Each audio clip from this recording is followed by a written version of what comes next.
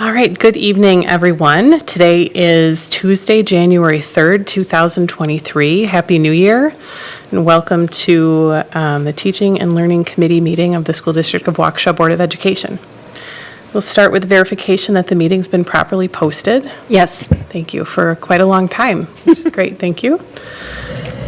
All right, we have our first action to approve the teaching and learning minutes from the December 6th, 2022 committee meeting.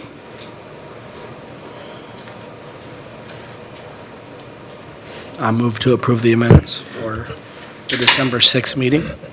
Thank you. If I could for just 1 second, I forgot to. Mr. Moore is excused for this evening. Thank you. Thank you, Mr. Zenobia. A second. Seconded by Ms. Kozlowski. All in favor say aye. Aye. Opposed? 4-0. Thank you. We have an opportunity tonight for public comment. We have one speaker this evening. The speaker will be allowed up to 5 minutes to complete their comments. We will notify you at 3 minutes that your time is wrapping up. We expect all speakers to honor our time limit and refrain from using any inappropriate language and be respectful in their comments. Speakers who do not meet these expectations may be prohibited from speaking at future board or committee meetings. Speakers are here to address the board, not the audience. The school board and this committee does not endorse any comments made by members of the community tonight. We would like to remind our community members of the impact of their words on others and that our children are watching. We commit to communicating with you in respectful and productive ways and ask that you do the same. We also expect that the audience will be respectful of the speaker and of the board and refrain from responding with verbal comments, cheering, applause, or other behavior that will detract from the meeting. Please note that no obstructions can be created between the board and the audience. Visual aids cannot be used, and the area behind the speaker should be kept clear during public comment.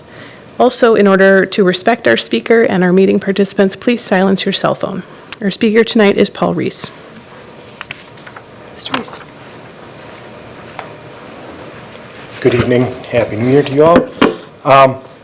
One thing, real quick note, is when holiday falls on a Sunday, usually people have Monday off. If the holiday falls on a Saturday, we get Friday off. I do like hanging out with my kids, so they had to leave for school on Monday, and I didn't get to hang out with them, but I got to put away some ornaments. But it is nice when they're around, so it just keep that in mind. It's not going to be relevant for about 5 more years. So, anyways, I wanted to talk as the head of the teachers union, Ellen McHenry, comes in here last month and talks about the achievement gap and that there's an election coming up. Funny thing is, there is an election coming up, and she wants to bring this up. But the achievement gap, let's just take a look at it. I've been hearing about this for 40 years. If they had any clue on how to take care of it, it would have been done. Because education is, how long are kids in school for? How many years? 12 years. So 10 years you would see if they had a clue of what they were talking about, it would be fixed. And it's not. But someone else came up here and talked about something that is a problem with this so-called achievement gap. And that is paying teachers wages in schools where we need them. For example, if you want to work at Hatfield, you're going to make the same at Hatfield as you are at any of our other schools, elementary schools. And who stands in the way of this? Who stands in the way of us paying teachers? I mean, if I had worked twice as hard for the same pay, eventually I'm going to go take the easier job somewhere and not have to put up with this. But who's in the way? Who's the one standing in the way of these kids? It's the teachers union. They will not allow us to pay these teachers more. They will not allow any bonuses or anything like that given to these teachers. It's tough. And I can't imagine what it's like when you deal with kids who you're going to come naturally attached to, who have problems at home, drug addiction, alcoholism, and just general abuse. It would be upsetting to anyone to have to go through this. And we're not allowed to give these teachers any more. We're not allowed to do anything extra for them for taking their time and putting their dedication into these areas. No, says the teachers union. We can't do that. Now I want to praise this board. This board has been interested in giving the overall proficiency attention in this district. It's tackling math, and it's doing the things to move proficiency forward and getting the scores up in this district like I have never seen before. The moves that we're making. I can't praise this board and what it's done enough.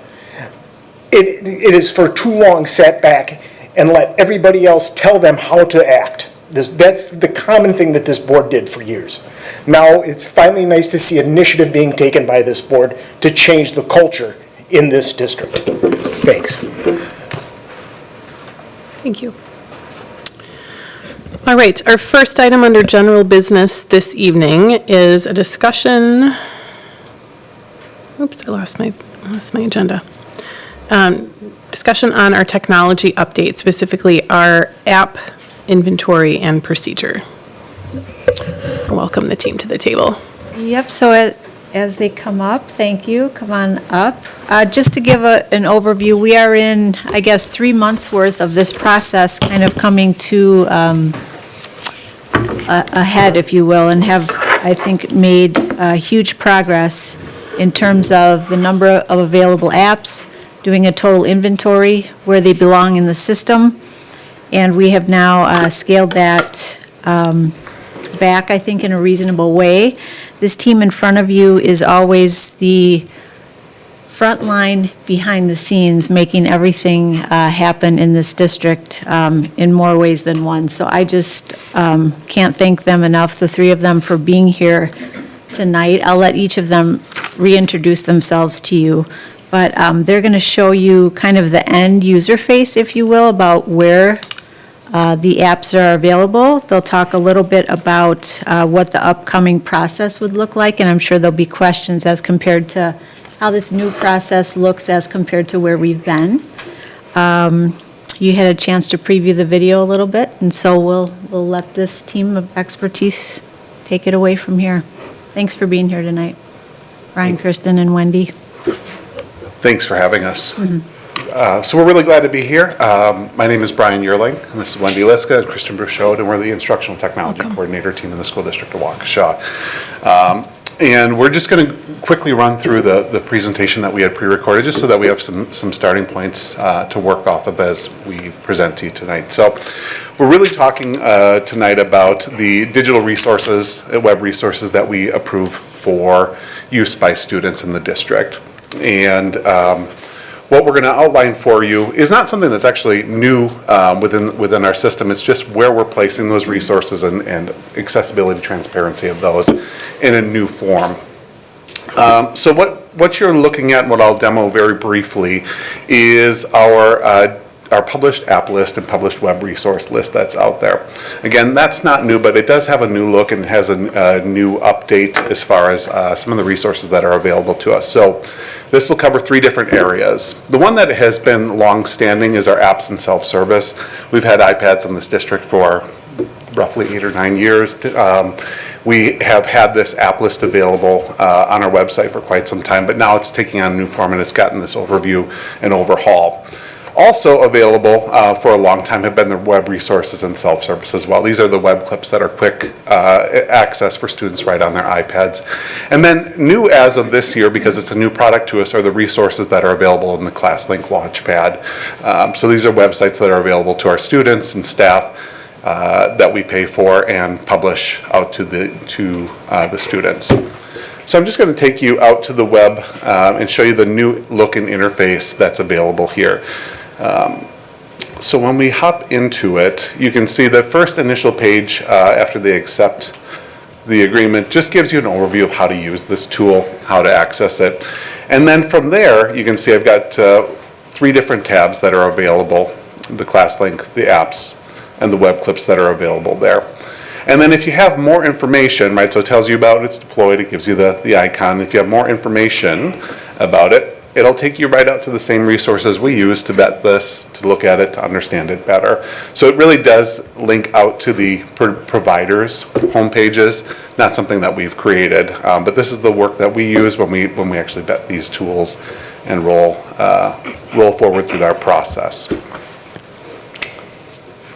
All right. So kind of the process that we go through when we are vetting each of these apps is like, first of all, we have the phase 1, which is really the technical review, and this is where our team comes in and we look and evaluate each of the apps for compliance to FERPA, COPA, redundancy of things that already exist in our ecosystem, and then also funding and accounts that would be used to pay for the app or the resource.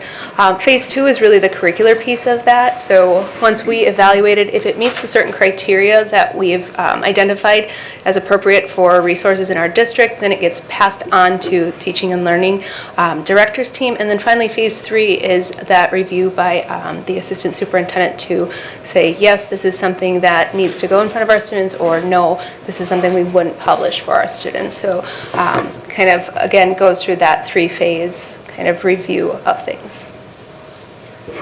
And as we look at the kind of refining of our timeline and how that would look so that we can make sure all bodies are in and staff would know when these apps would be accessible to students, we've been kind of working on a rolling basis, and we're going to shift that to more of anything that's turned into us by a certain date will be reviewed by our team.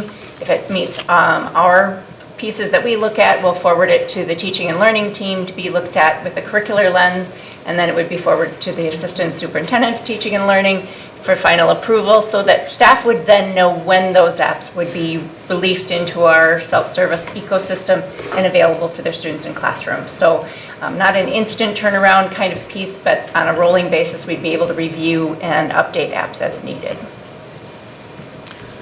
I also want to add to that, Wendy, you made me think of this that I didn't mention up front.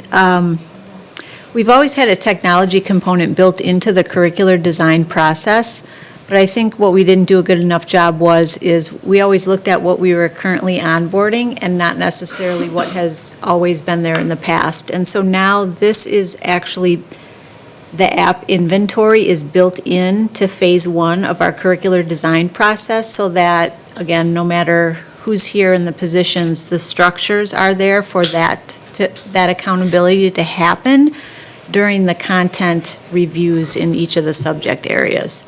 So, wanted to mention that too, in terms of the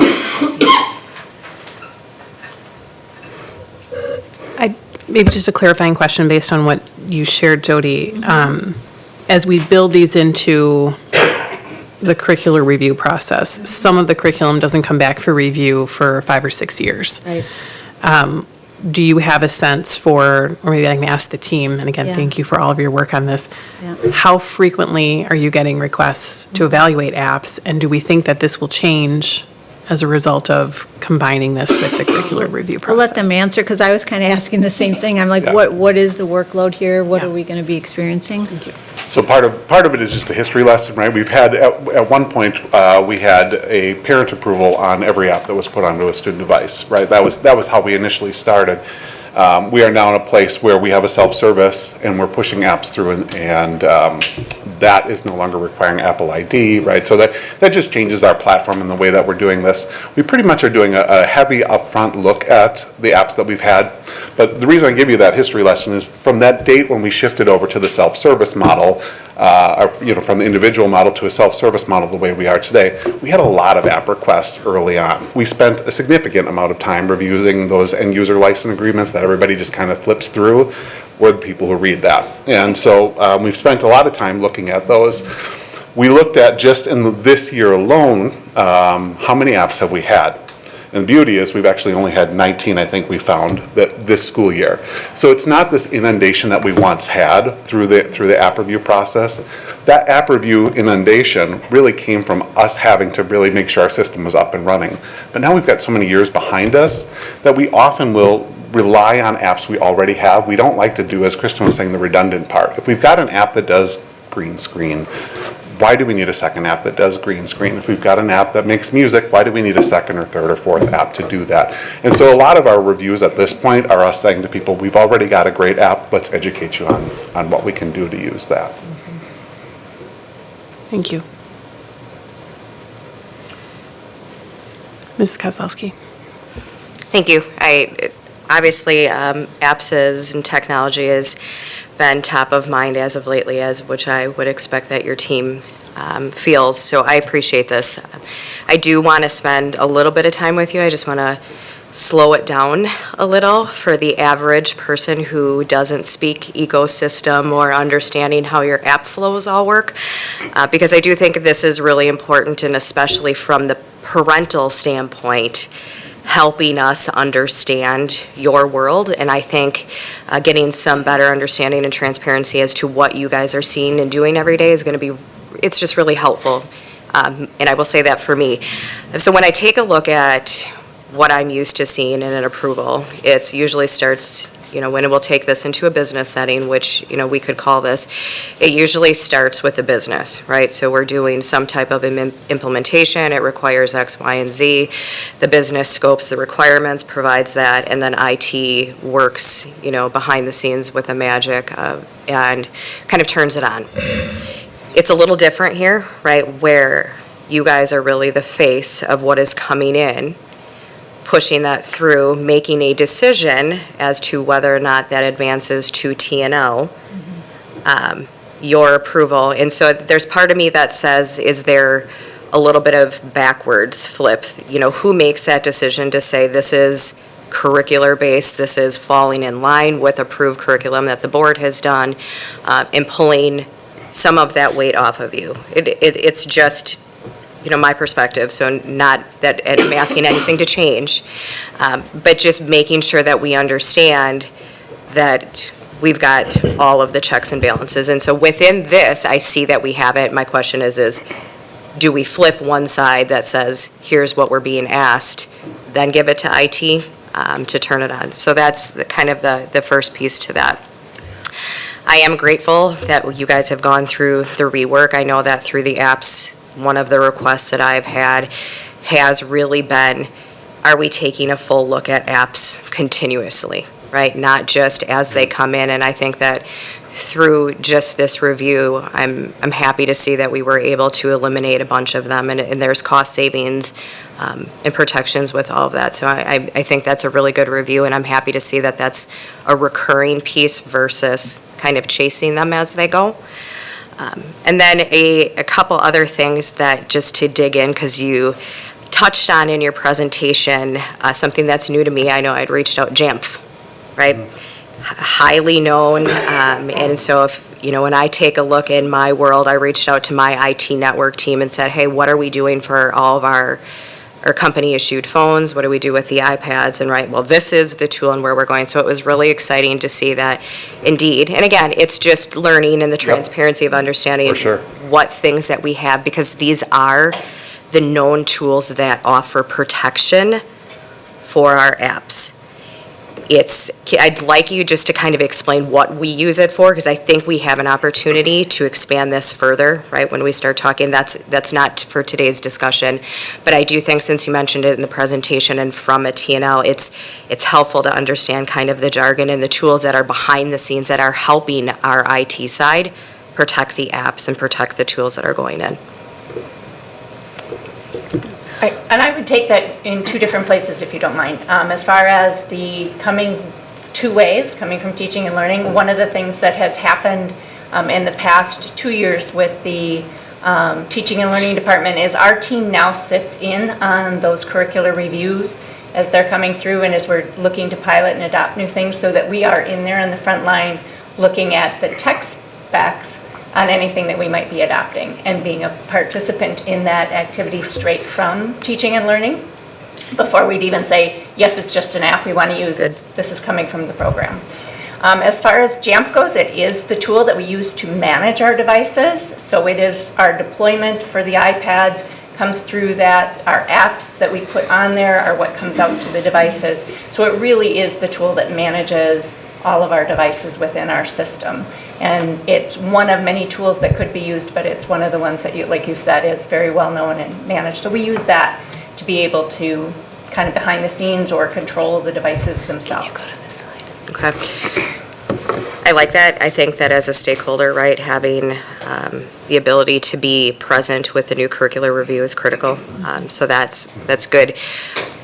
With JAMF, it really becomes into that next level of the security of the firewall, right? So when I'm within district versus outside of district, and I think that was just communication that went out to our families over the last week, right before the holidays.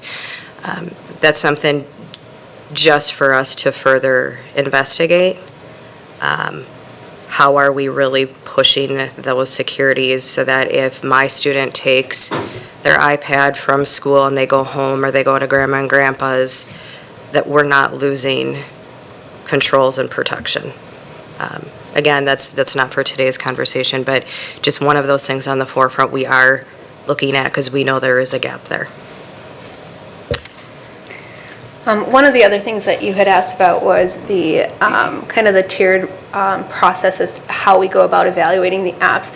And the reason why the technical review comes before the curricular review is if an app that's requested doesn't meet these technical components like FERPA, COPA, redundancy and funding, it would never be considered for approval going forward. So it has to meet those very basic kind of technical review standards before we would say, okay, this is something we'd even want to push forward. So if it doesn't meet our FERPA compliance or COPA compliance, those are two really big pieces for us. If it collects personally identifiable information, that's not something that we pursue. So that's kind of why that technical piece comes in first before we move it on and say, hey, these are things you consider. If there's an age requirement on it, or it has a lot of advertising, or if there are things in there that aren't good for students, then that's something like we try to do that investigating and read through the legal kind of framework that's behind each of the app, the terms of service, the privacy policy, and if an app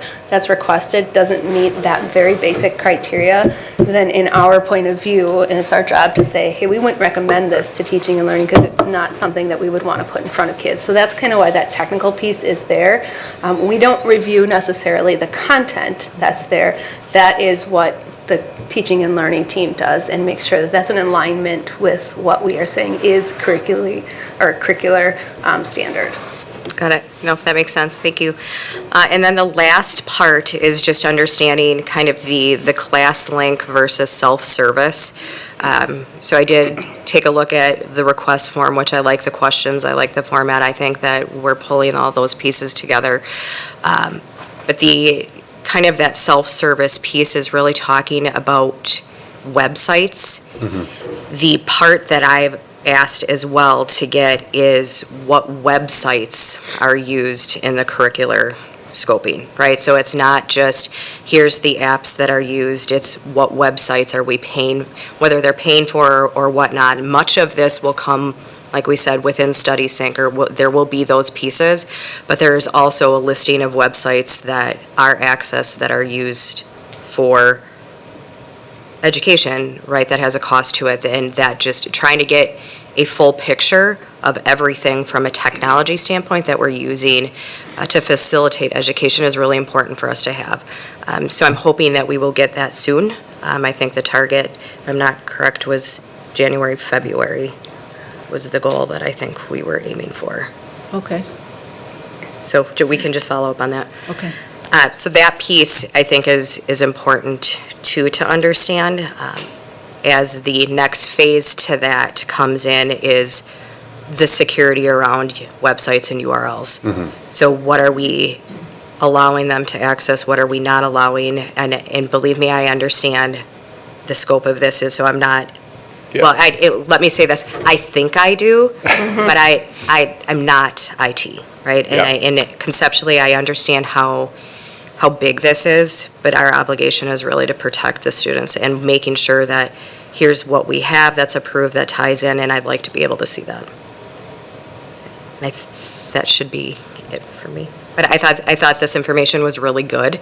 I appreciate all the efforts. I think there's some work we're going to need to be pulling you into to do forward, but I think this helps just inform everyone what we're doing, and that is great. And I think it's just important to note, like that, with Launchpad being very new, right? Launchpad our job is really trying to make the resources that we most highly recommend, the ones that we pay for, very easy to access for students and teachers. And that's what Launchpad is really intended to do. But that's very new to a process. So if you mentioned the self-service app request form, right? Those two worlds are not combined in any way, shape, or form at this point. One is about apps. The other one is about the web resources that we pay for from a curricular lens. So all of that to say we're trying to make it simple for educators, for students, for families to know what do we have access to, and make that an easy access situation for them to the right things. Appreciate it. As we're learning, our students are more advanced than many of the parents when it comes to technology. Yeah, no surprises on that, right? Actually, I do have one more question. So this is talking about student interfacing apps. Is the similar process involved for other apps? So educators want to use an app. Is there a different process that we push through when there's apps, and to call it out, Spotify, right? So this seems to be the one that is as of lately. So what is a process if a staff member or a non-student interfacing app website, do we have an approval process for access and grants for that? No, I mean, we have not, and the most recent Spotify, we did say that we would allow staff to have it, but not student access. In fact, there were a couple, I remember, as we were going through this inventory, there were a couple that were just adult-specific. Apple Classroom would be a good example. Apple Classroom, for example. We didn't put that in the inventory because, again, it would just be something that the teacher would access and the student would not access. So this overview that you're getting is strictly student-accessible tech. Got it. Thank you.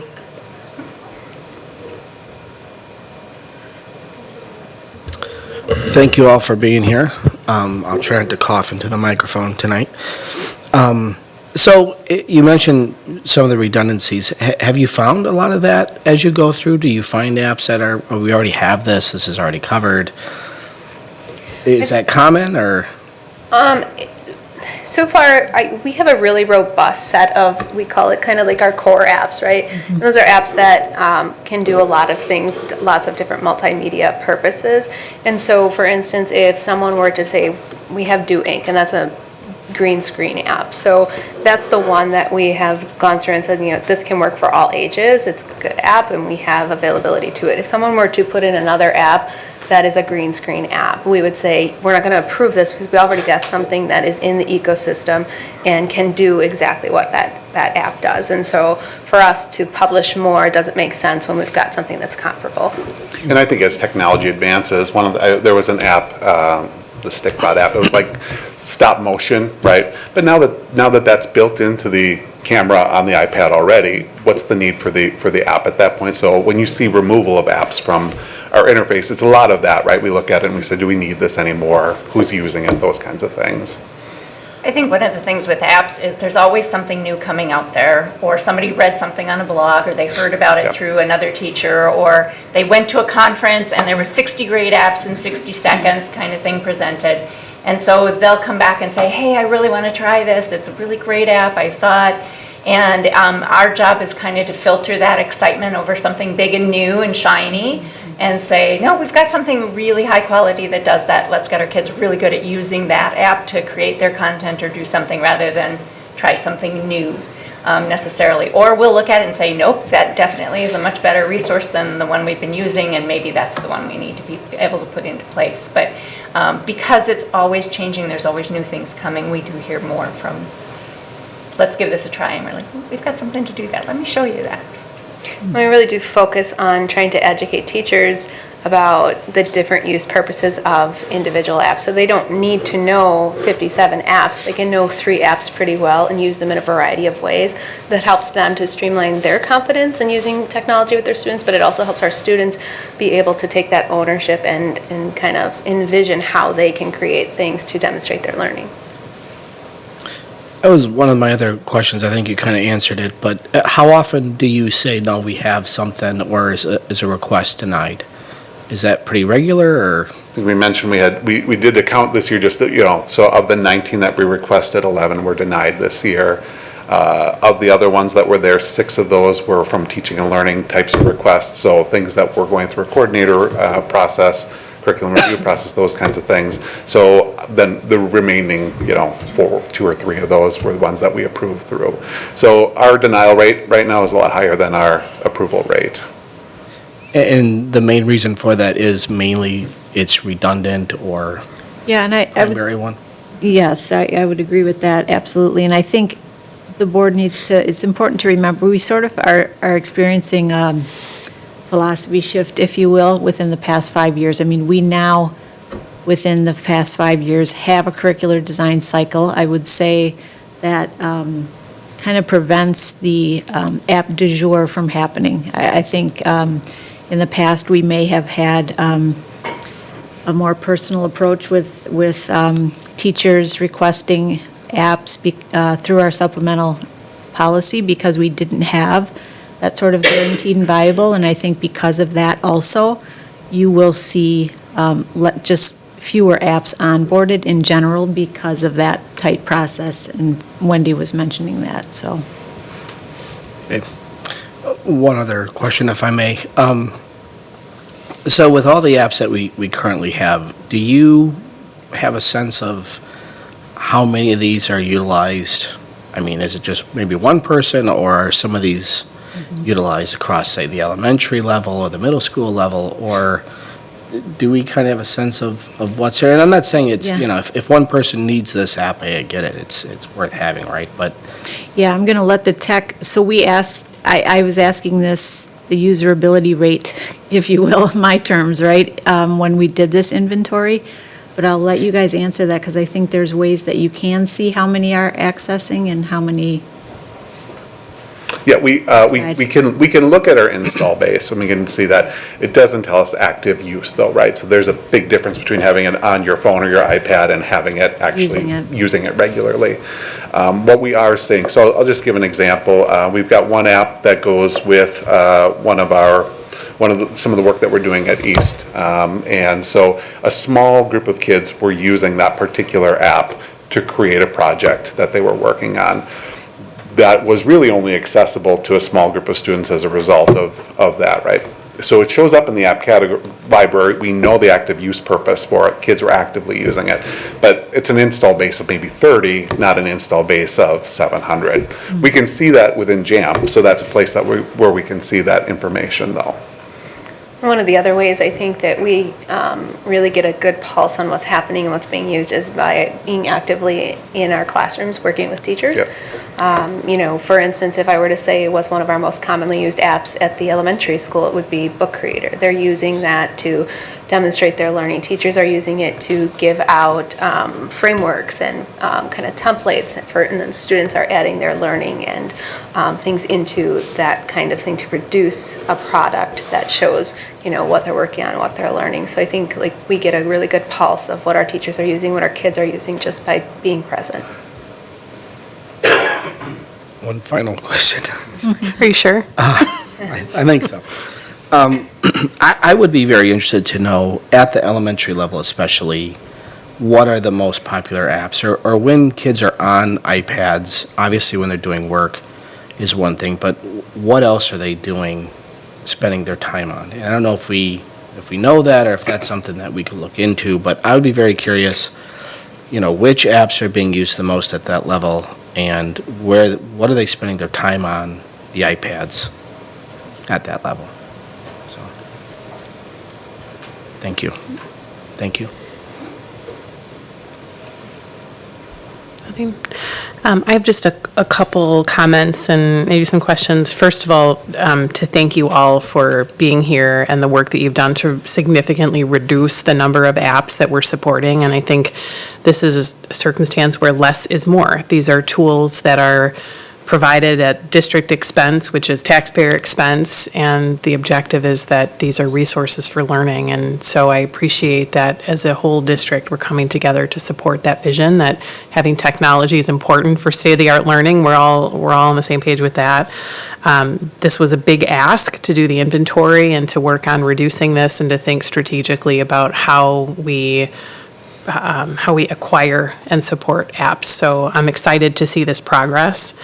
I think with the introduction of the app selection into the curricular design process, we probably don't need the schedule of bringing things to the board for approval. I really do think that if, based on the a process that you have and the volume that's coming forward, that I feel confident that we will be onboarding apps that have a direct connection to the curriculum and that that's being well vetted by the appropriate leaders. So I think it's important that we continue to talk about this, but I'm not convinced that we need to have board level approval for every application, because I feel confident that the systems are in place to connect the instructional need to the resource. So I'm just giving that back to the administration for some consideration about how we go about this, because I think that's how it should work. The other thing, so the very first thing that all three of my children/students said to me when I got elected to the school board was, "Mom, are you going to turn the App Store back on?" No. I actually appreciate the progress that's been made over the years. I have a student who was involved in the first rollout of iPads. I remember early communication about apps like Musical.ly and social media platforms and things that allowed students to engage with adults with aliases. And I think that kind of remains philosophically the same place where we're at today. So the social media and the streaming services are ones, I think they bridge that gap between apps and websites that we've had a lot of concern raised about recently. And that's something that I just think we need to spend a little bit more time understanding social media and streaming services, because that's not the purpose of the tools that we're putting in the students' hands. But there are so many other positive intent purposes of that. So I don't want to get wrapped up in the minutia of executive level approvals when we have the right philosophy that certain things make sense on these tools and certain things don't. And I just appreciate all the work that you all and Steve have put into creating a process and doing this in a way that it's transparent and that it's rational about what we're doing. The last thing, when it comes to, the ages of students, and this is probably something for consideration at the district level, I know we have, I think we have a very positive philosophy around student individual responsibility with their technology, and I think that's an important experience, keeping it charged, keeping it free from damage. But I think maybe to Mr. Zenobia's point, I don't know what happens to a third or fourth or fifth grader when that iPad goes home at night and if that's necessary. I do understand that a lot of our kids do reading, they do art, music, they really engage with the technology at home, and they may not have those resources at home, and so I think that makes sense. If kids got a couple hours at night and they want to create a song or they want to create a story, I love that. That's where it's important that we're really leading them to those apps that are facilitating, complementing what they're learning in school, and not creating an opportunity to kind of redirect to things that we don't have control over. And that's where this is probably more of a website question than it is an app question. But I think some of the gray area that comes up, especially in our middle schools and high schools, is this access to guest Wi-Fi versus district Wi-Fi. From an apps perspective, again, if they can't get to the App Store, it's really not going to change anything, but it might change access to some of these social media and streaming platforms. If we're not approving it as an app, I would assume that we're not allowing access to it as a browser-based service. But then I kind of don't understand, because I've been in a lot of school buildings where my cell phone doesn't work, but other than Wi-Fi calling, I don't know that we need to have an open guest Wi-Fi service during the school day, unless there's something I'm missing about guests and faculty and what they can or can't get access to on the district Wi-Fi. Our guest Wi-Fi is filtered the same as our district Wi-Fi is when you're in system. It's really just that our devices, our student devices, will only connect to our regular network. They don't connect to guest. Their personal devices would connect to a guest network and have them allow access there, because they're not allowed on our SDW district Wi-Fi, if that Okay. makes sense. But they're both filtered the same when you're here in our system. Okay. But their cell phones. But Their personal devices. So their district devices will not go to guest, Correct. but they'll connect to their home Wi-Fis. yes, Okay. Yeah. But with Global Protect on the iPads, Global Protect carries the filter that are inside the district to home Wi-Fi as well. Okay. So that's the bigger issue, is just the consistency of the Global Protect being active and on and not able to be disabled by students. Correct. Yeah, Right. okay. Okay, so once that issue is resolved, then that solves the guest Wi-Fi question. But you're telling me it doesn't really matter because It's actually the more same. filtered. The guest networks actually has a stronger filter on it, yeah. Okay, than- that's good to know. Yeah. Thank you. It doesn't stop a student from, right, when they're off the guest network on their personal devices, that's where, right, Sure, yeah. sure. Okay, and that, again, I mean, parents make the decisions to provide students with personal devices. They're not district-provided. And agree or disagree, that's the parent's responsibility, so, understood. Okay, thank you for that clarification. That's very helpful. Is there anything else? All right. Anything from your end, Jody? No. Okay. Thank you very much. Thanks for having us. Thank you for your time. Have a great night. Good night.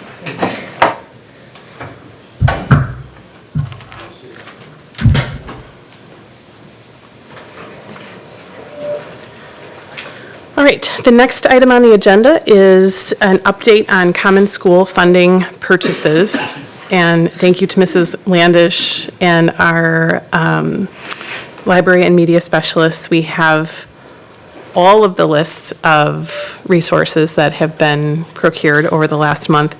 Are there any, I know last month we had this conversation, we talked about, send it along and we'll kind of assess how much information we want to try to synthesize. Any questions? Mrs. Kozlowski? No, I don't have any questions. Thank you. You're welcome. I know this is a lot of work and a lot of review, and I greatly appreciate it. I do look at the lists, so I was actually pretty excited about a lot of the lists. I personally like the grumpy monkey. Just say that real fast. I think for now, like I said, having it, I appreciate the effort it takes. I do look at it. I think it gives transparency that we want to share with our parents. And we'll kind of keep that low key, just like this for now. Okay, thank you. So, go ahead, Mr. Zenobia. I just wanted to to add to that a little bit. I do like it as well, and it's nice to be able to look at some of the lists to see what is coming. So is this viewable by the public on the website? It's in the open board docs, so It the is. meeting's posted and this is accessible to everybody. Okay, so yes. it's accessible there. Okay, thank you. So I did have one just clarifying question that, as I went through a number of the lists, I saw some had round numbers, and there were multiple for the same school, like a $1,200 PO and a $2,800. Others had more specific numbers. There were, for example, there was a not to exceed for Bethesda, I think. It said not to exceed $2,000, but then the final total on that invoice was like $6,500. So I was just trying to reconcile Right. how that happens. Yeah, those are open content credit lines and likely SORA. So again, we'll have, they'll have open content credit, but then they know, like in the past, they would have just purchased it with the open credit, but now they still have to go through the approval process. So those amounts will change over time depending on what is actually approved at the end of the day. So is it possible that there would be multiple months of open credit that would combine to create an invoice that exceeds that month's It credit could, amount? yes. Okay, Yes. so that would explain that. Okay. Anything else? So what I'm hearing from the, do you have anything? Sounds like the committee would appreciate having this information for at least Yep. one more month, and then we can talk about how that's working. Thank you. All right. Moving on, the next item on our general business is an update on our gifted and talented program. So welcome to Mrs. Rogers, and who do you have with you, Mrs. Gahan?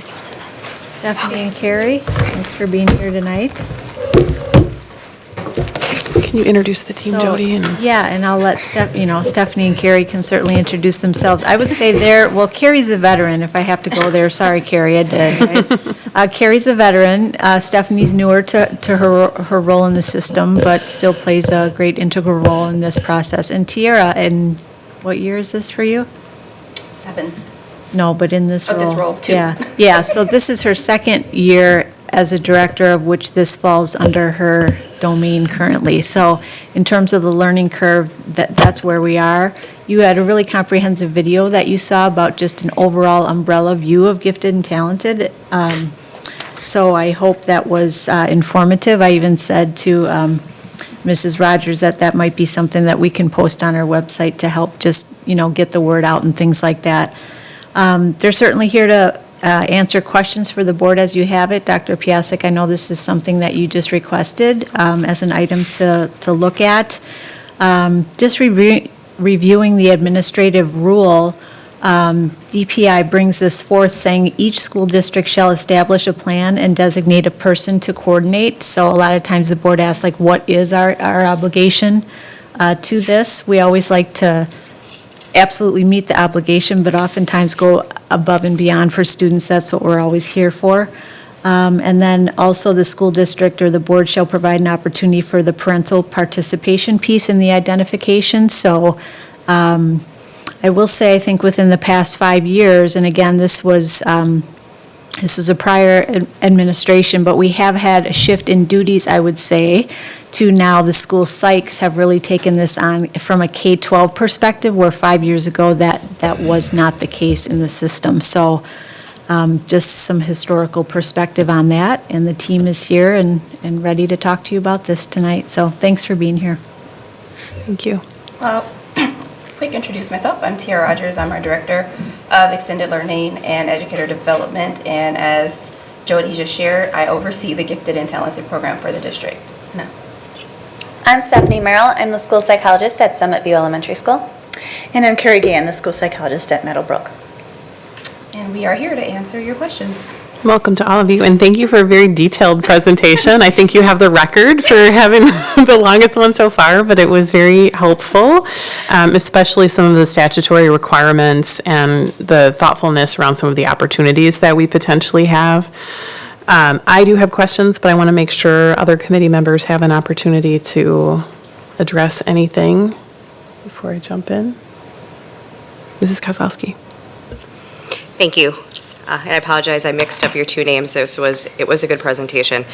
I sent out a couple of questions earlier today, just overall landscaping. I mean, one of the big pieces, since this is a DPI required piece and one that I strongly support, it's challenging to me to see that we have 2 school psychologists that are now in charge of the program in an era of our district where we have so much rise of mental illness, behavioral issues, and challenges that are going through this, to layer additional work on, right? So that's the first view that I think I took a look at as to, does this make sense, and your bandwidth and the overall, are we addressing and capturing what we need to identify the students that are GT.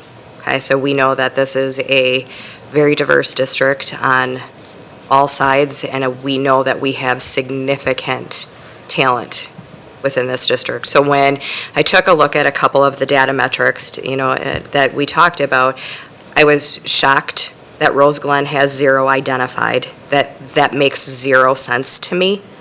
And so I'd like to understand from your perspective. I don't agree that this should fall on the school psychologist. I do think that's something to reevaluate. But how are you engaging with the elementary schools and with the high school? And I want to focus first on elementary schools for a reason, just because that's where the identification is occurring. And how are we doing that, and how involved are the parents, the teachers, and reaching out to you to aid in that process? Mm-hmm. When Karen and I in 2019, we first we're tasked with, how we're going to do this. We developed like a guiding document, and that's been shared with all the psychs. I meet with the 2 second grade teachers at the end of second grade, and we look at our data wall and we look at all of our data. I can't say what all of the psychologists do, but we do look at everyone at the end of second grade. It'll vary between buildings. So that's Meadowbrook, and at Summit View, I have a really strong third grade teaching team that looks very heavily on those MAP scores as kind of like that screener. And then they'll come to me and talk about students. So it's not that I schedule time with them, but they, in passing or in consultation, in random meetings, will talk with me about various students that they'd like to look further into that may or may not be happening in other buildings. So I want to comment, and Tiara can certainly comment to this because she had a meeting with all the psychs in December, but I would say that the elementary psychs were more used to this being a part of their workload, where the secondary psychs definitely felt that it was a lot for them to manage. And so that feedback has, recently or is continued to be given. It just shows we're up against with the complexity of our financial situations and the reductions that we have had to make over the years, and quite honestly, the sacrifices, our staff have had to make. I see you pressing your microphone, which is good, because I think you were here when that decision was made. Yeah, so at one point, we had a defined GT coordinator, and we had defined GT diagnosticians. And through the budget reduction process, those positions were eliminated, and some of these assignments were put on the psychs. It happened at the same time that we went site-based. We had one school psych at each of the schools because we had to backfill and assign that responsibility to someone. So the elementary psychs have been doing it longer than the secondary psychs have. The secondary psychologists, also due to staffing, we haven't been able to attract the same number. They've had to pick up additional buildings and many different assignments. So for instance, one of our psychs at the secondary level also covers eAchieve. One of them covers our parochial evaluations. Some of them go across different buildings. So we'll only have a 50% psych in each school. So because of staffing, we haven't been able to maintain that same format that we had in the past because we haven't had as many candidates apply for our positions. So that does lead us into the place that we're at right now with this. So is it fair to say that when we talk a lot about meeting each child where they're at, that we have a group of unidentified GT students that we are not pulling into a plan? Yes, I would agree, because as I shared in my email response earlier, we definitely are where we have gifted students in our elementary schools, but based on our identification process and not having that person on site as we've had in the past to spearhead that process and identifying students, looking at the data, and making sure those nominations are being made, we are seeing that decline in the identification of our GT students across our system. Okay. I have 2 more questions to try and keep this short. I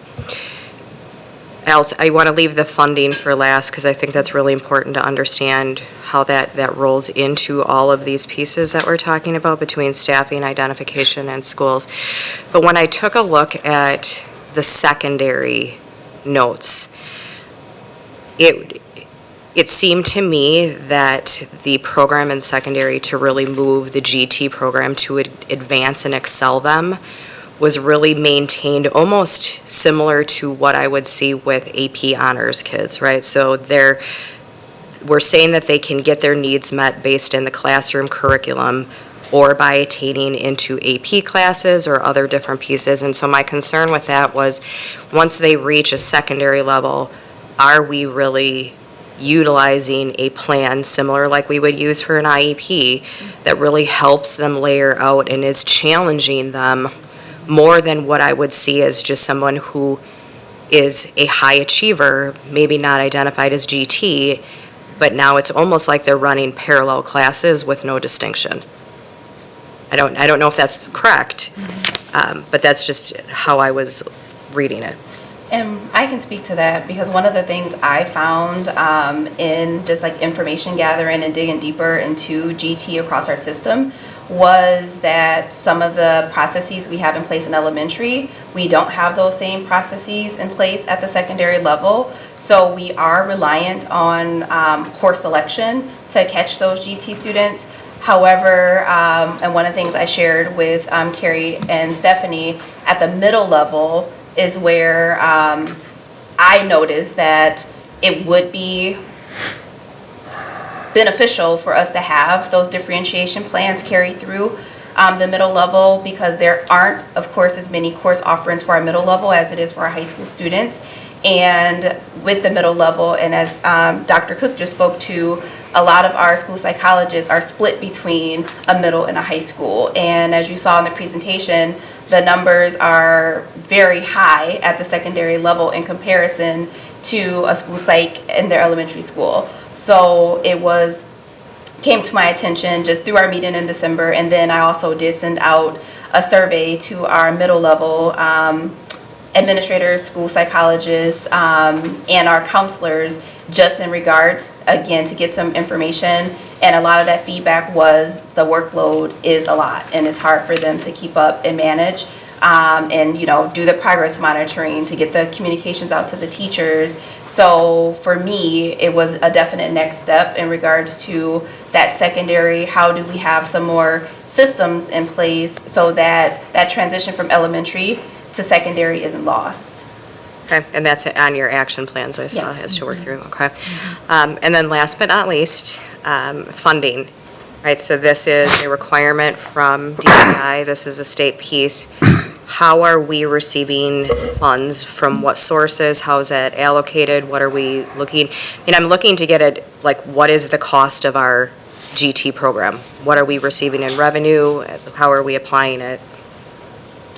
Well, right now, our GT budget sits in our teaching and learning budget. So when I, again, being year 2, so I came in and built the budget for this year. And really, right now, our budget covers our testing materials. And then for our scoring of tests, it covers memberships to Page. Carrie is our representative in Page. And then also, it's an annual conference. So right now, our budget for this current school year was $1,200 to cover the bare necessities that we needed to do for GT. And so that's just cost structure, right? But where are we receiving funding? GT is an unfunded mandate by the state. There's no state funding. For special education, you get categorical reimbursement. Right. There's no categorical reimbursement for GT out of the state. Okay. So where are we pulling funding from to support it? 810, teaching and learning. Okay. Thank you, ladies. Mr. Como? Yeah, Dr. Cook, I appreciate you reflecting on why we're where we're at with the resources that we have. Some tough decisions were, being made, continue to need to be made. One of the things that I see, and particularly at the secondary level perhaps, but it also applies to the primary education of our children, is one of the things that people assume is a GT student, just you get them the right course, you get them the right materials, and they're going to be fine because they're just so smart. And there's nothing further from the truth. There are very specific needs that these kids have. For example, many GT students are perfectionists. They may go home, do their homework 3, 4, 5 times. They just keep working. They might not go out and sign play, or they might not join a club, or they might not, So I think with the model we have, we probably run the risk of not providing those kinds of ancillary services that really help, these students out. Are we helping those students in these other manners besides, especially at the secondary level, other than selecting courses? What else do we have for them? When they had advocates in each building, I know that middle school, high school, they offered different talks on social emotional, and when the advocates when they didn't have those, then that stopped. So at this time, we don't have that. Do we have a parental group that is involved at all? The organization page, we talked a little bit about that. We have a parent and a school rep, and I'm the school rep. And how active is that in each of our schools? Well, we meet every other week for the page, and I do send, like I just sent one out today, it's a drawing or painting. So we do have like nightly activities, and I'm required to be on one of those and help plan for that. But you understand what I'm trying to get Yeah, at? I know what you're saying. They have very different needs from many of the other students. Yeah. And those needs still need to be met. We might not be able to have the resources to do all that, and I get that. But is there some way that we can leverage other groups perhaps, more than what we have? And PH has had speakers, and I've gone to some of the virtual speakers that they've had speak, so they've had some of that. Okay. Just a concern. Yeah, it's, As you continue to move forward and figure out what your next steps are. I have a couple follow-up thoughts. And thank you for all of you for the time that you're putting into this. I just want to clarify that some of the comments I'm going to make are not about the work that you're doing. It's about our responsibility as a district to serve all of our students where they need to be served. I think that the budget decision to remove support for a gifted and talented program was the wrong decision. Undeniably the wrong decision. I want to maybe emphasize to the committee and to the administration that being gifted is not a mental health problem. Being gifted is a need that requires us to challenge and support students in unique ways. If you look at the different areas of gifted and talented nomination, there's general intellectual, mathematics, creative thinking, leadership, and visual and performing arts. So everything that we offer in our curriculum surrounds those gifted and talented students. In fact, I hate the label because I personally believe that every student in our district is gifted and talented in some way. What we are talking about here are students who are achieving at a very high percentile on their test scores and are surpassing some of the grade level content. So to me, it's irresponsible as a district responsible for educating students, providing an appropriate education for all of our students, that we've removed the financial resources to support our highest achieving students who need a different kind of support. Whether they're achieving in in performing arts or whether they're high achieving in mathematics and literacy. I think this was the wrong decision.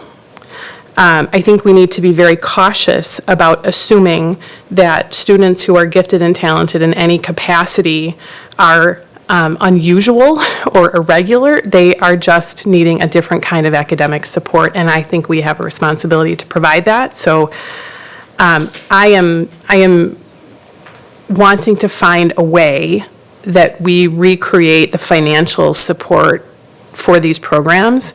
I also think that the burden that we're putting on school psychologists to be the pivot point for identifying students it's unrealistic at this point in time. And I think Mrs. Kozlowski emphasized, students need support from our school psychologists in ways that we can't absorb this responsibility. We need you. We need you at the table in these conversations because there are unique elements for all of these students that need to be resolved.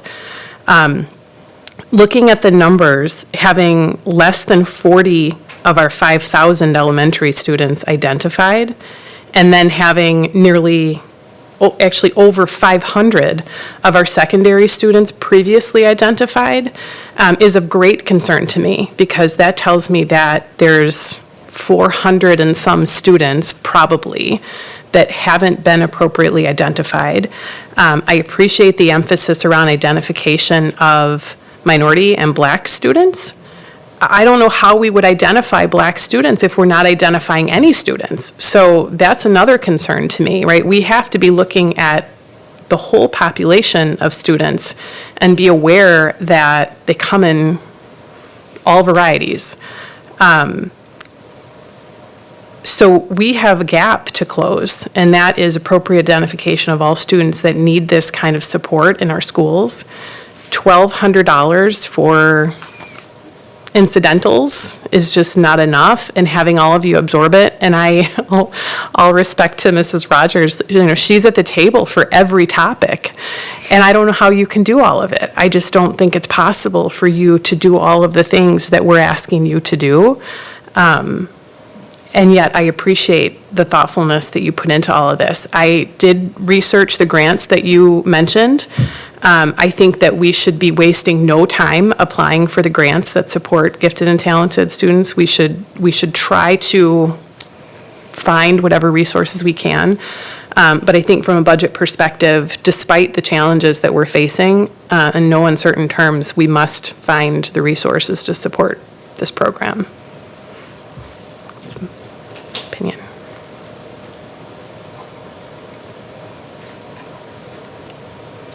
Mr. Zenobia. Going back to the point that Ms. Kozlowski made initially about the time spent and the school psychologists being the front people, how much time of your day or percentage-wise goes, at least for the two of you, into this program now? Meeting with the teachers, we do need to go through data, and we need to talk about, who triangulate and look who's, so, that's a couple hours. But then we do have to manage the nominations, collect them. We're doing the testing also. So when that was eliminated, we picked that up also. And then checking in with the teachers for who have students who have been identified. We have to make sure that they're filling out those differentiation forms before each conference, so that takes time. I know Carrie and I have talked, we have very similar ways in how we kind of like to take control of it, where we create those forms for the teachers, so it's one less thing that they have to do. So they have a form for each of their students identified, so that all takes time as well. Several hours before each conference to make sure that those are up and ready to go. And then testing depends on what we're testing them for. A cognitive assessment could take an hour, depending on what it is, so it varies, honestly. Okay, thank you. I did talk with my advocate today, and I just asked her, how it's different now from what was happening, and they met as a team and talked about GT, where we don't meet specifically and talk about GT consistently like they did.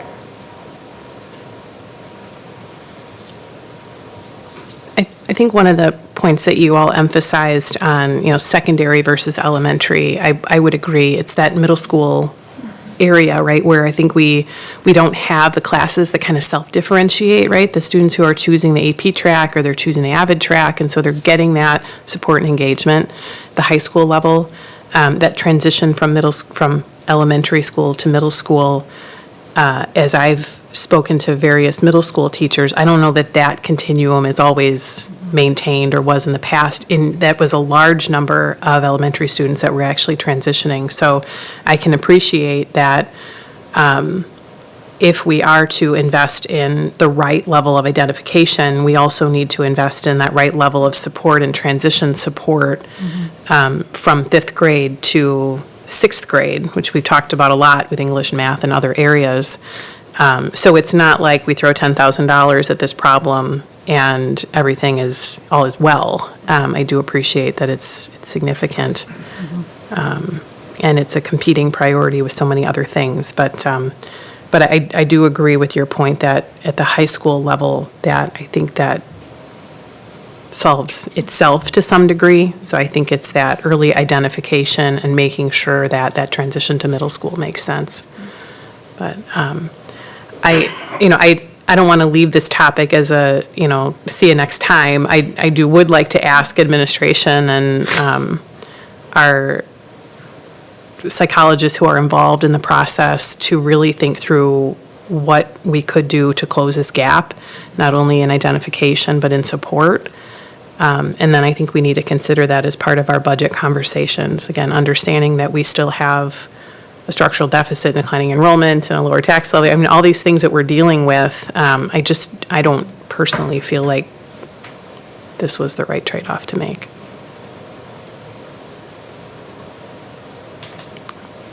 Any other comments or disagreements? I don't have to be I'm not the voice of the committee, I'm just the voice of Kelly. Okay. Mr. Como? Are we meeting the state statutes right now?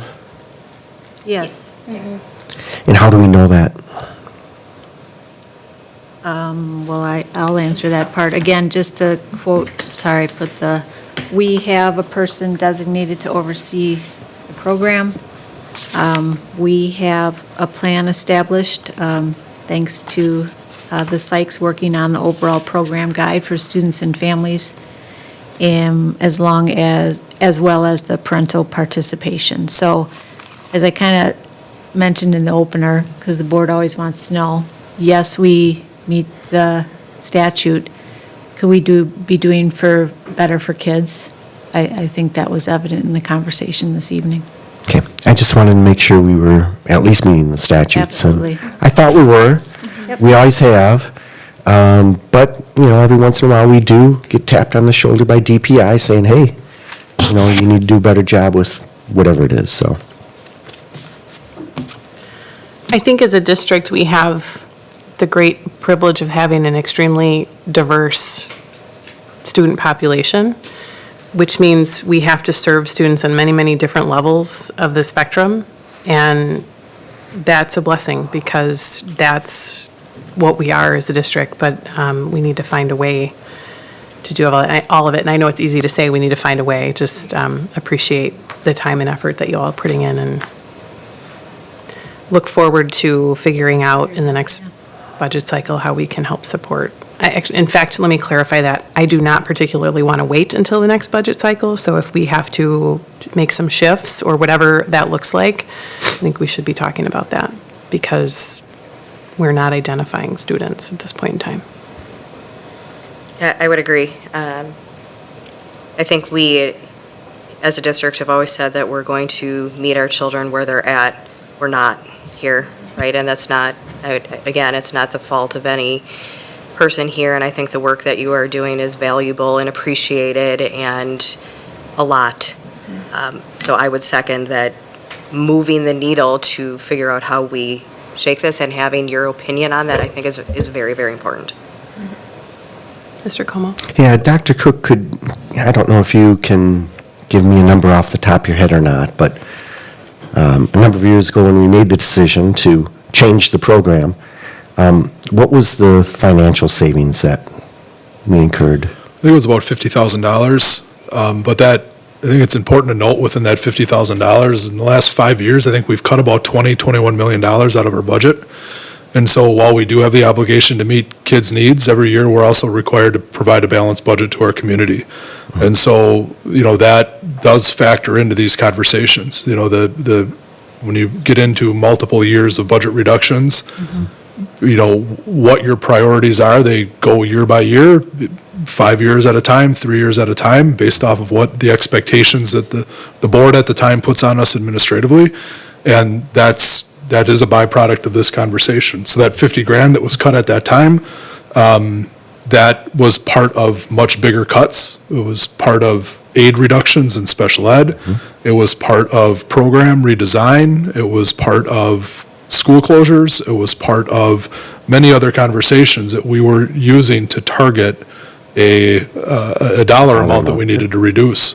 Anywhere from $3 million to $7.5 million reduction. That's been our 5-year history. Appreciate it. Thank you.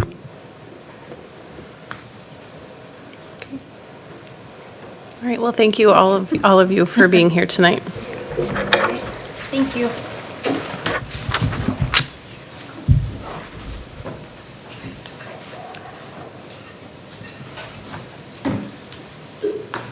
All right, the next item on the agenda is request to approve modifications to Board Policy 2260.02, Services for Bilingual Students, English Learners. So just, I have asked Dee Garcia to kind of mosey up here if she would. She's definitely the expert in this field, brings huge knowledge to this area and great leadership in this area. For the board's perspective, this policy was revised to reflect state statutes and administrative code.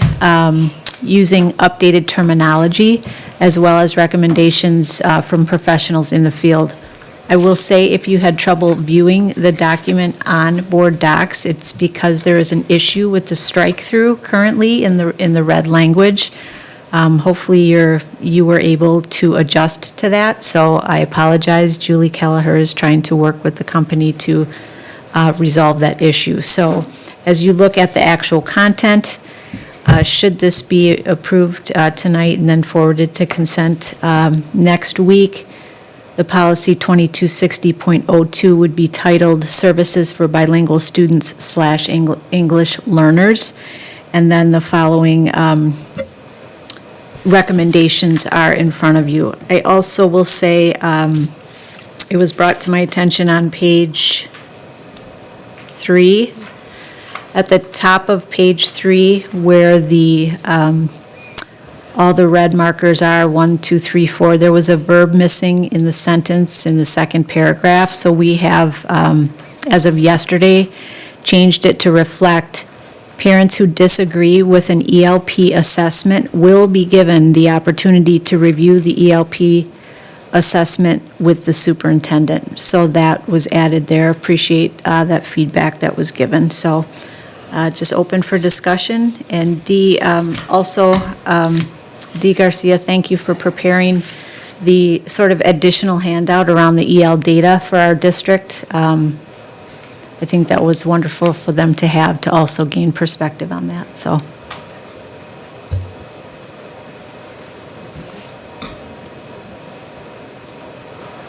Any questions or comments? Okay. I did, Mr. Como. Thank you. In the second paragraph on the second page, it states we must identify these students, and I'm assuming that that is statute-driven, the one that's referenced? That's correct. Good evening, everyone. Thanks for having me. You're absolutely correct that must is the driving language behind the statute. Okay.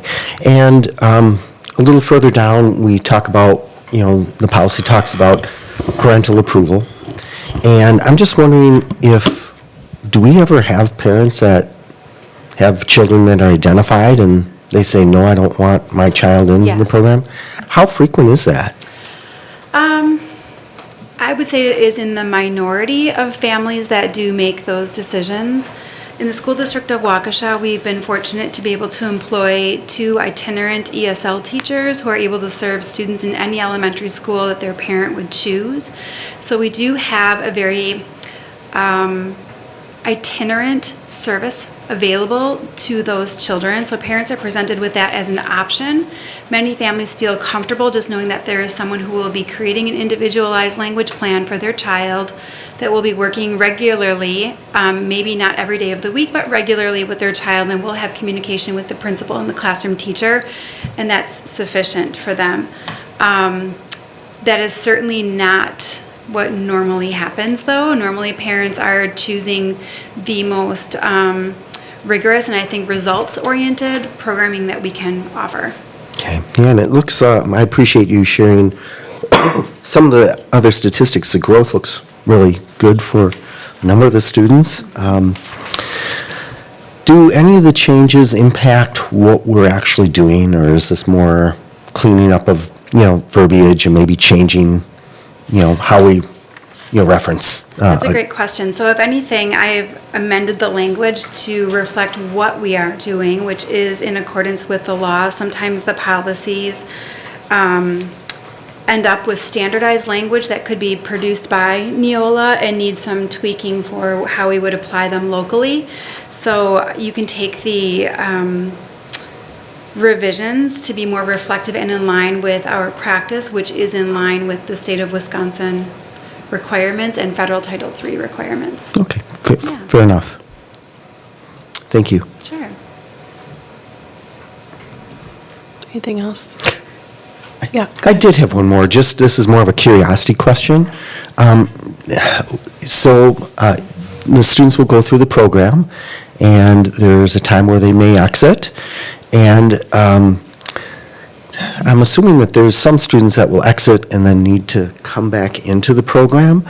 How frequent does that happen? That does not happen here in the school district. And principally, that does not happen because we don't remove services from students. So if we have a student who is an English learner and has been recently reclassified within the last 4 years, if that student would need additional supports, that student has the same accessibility to those supports as they would have as an identified student. A lot of times this happens in situations in which we have students at the secondary level who might reclassify, say, in the 8th grade. Their entire 9th through 12th grade service model would allow them to access courses that we have on the books called Vision. Vision is a course that is prepared for students who are nearly proficient English learners to support them with both language and academic access. Those students can access that as an elective at any time. And so we just have students that do access. I would say that it's in like the single digits of students that do. Okay, fantastic. Thank you. I didn't have any concerns with the modifications to the policy. Greatly appreciated the factual information that you provided. It was very helpful. Mrs. Kozlowski. I motion to approve Board Policy 2260.02, services for bilingual students and English learners. I'll second that. Second by Mr. Como. Thank you very much. All right, all in favor, say aye. Aye. Aye. Any opposed? Passes 4-0. Okay, Thank my you. pleasure. Thank you for being here.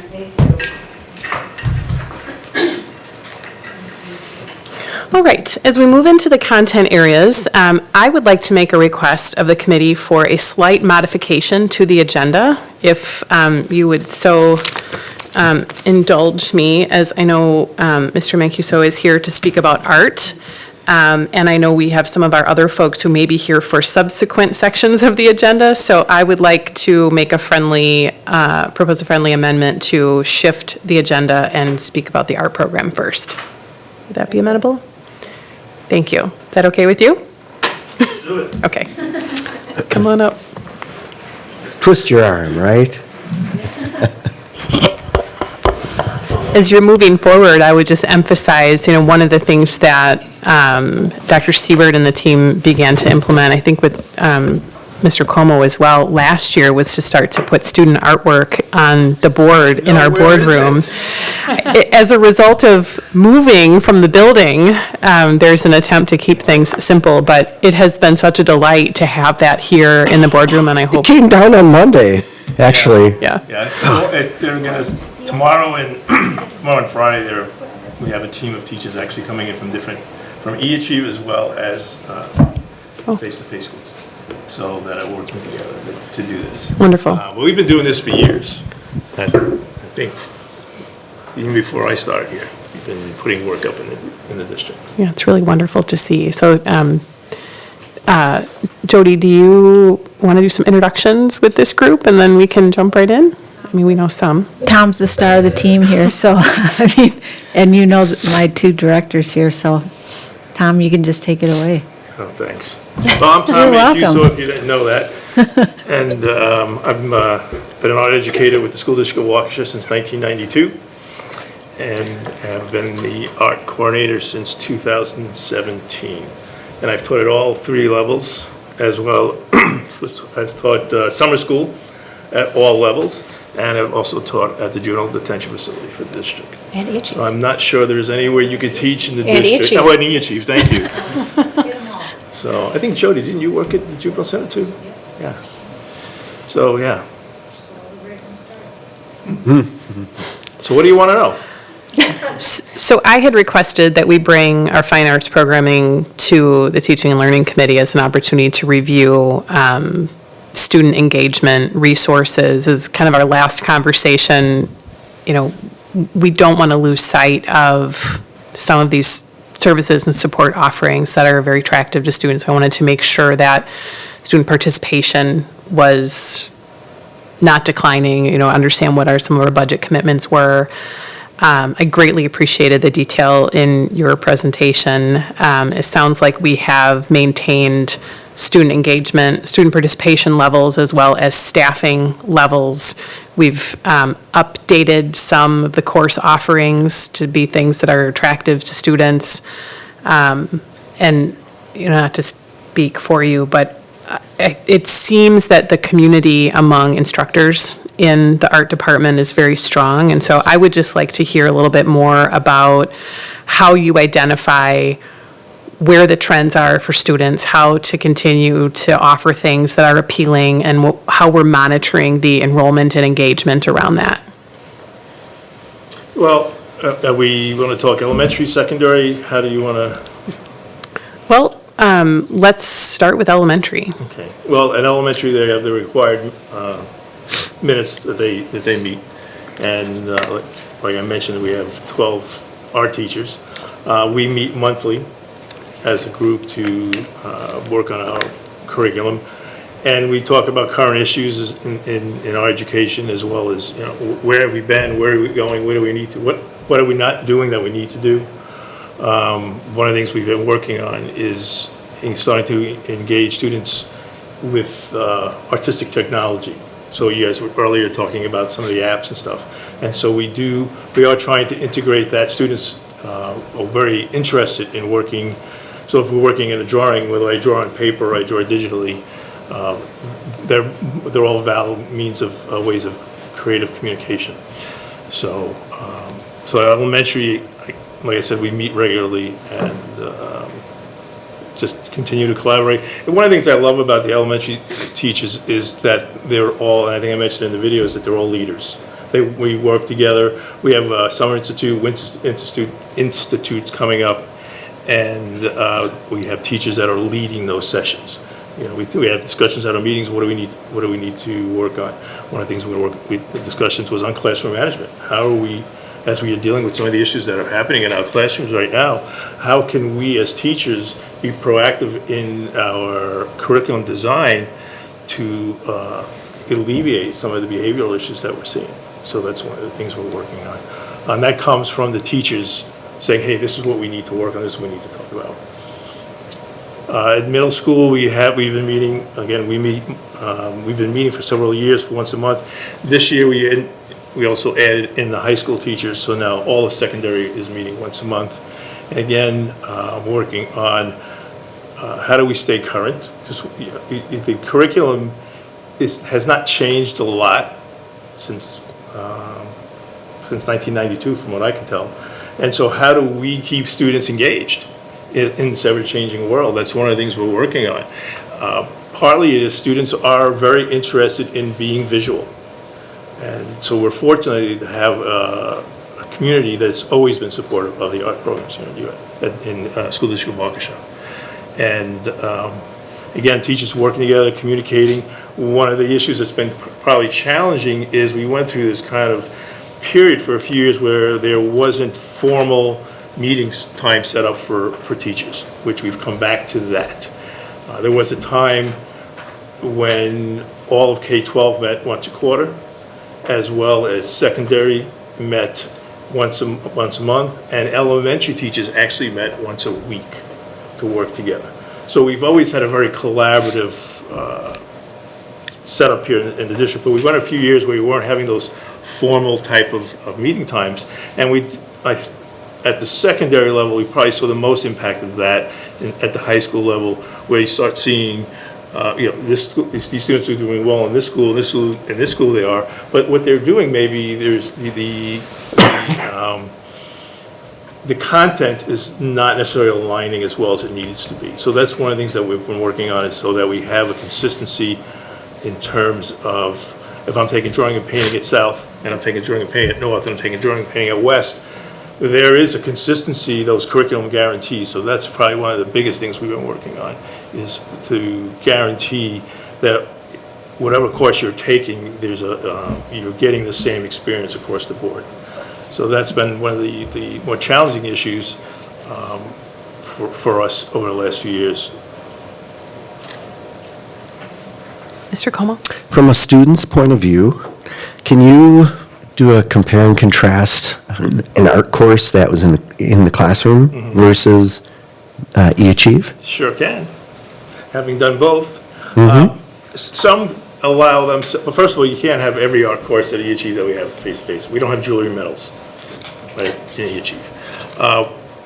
We've had AP Art History for a number of years, And we've had a drawing and painting class for a number of years. We've had digital imaging. So we've had a number of courses.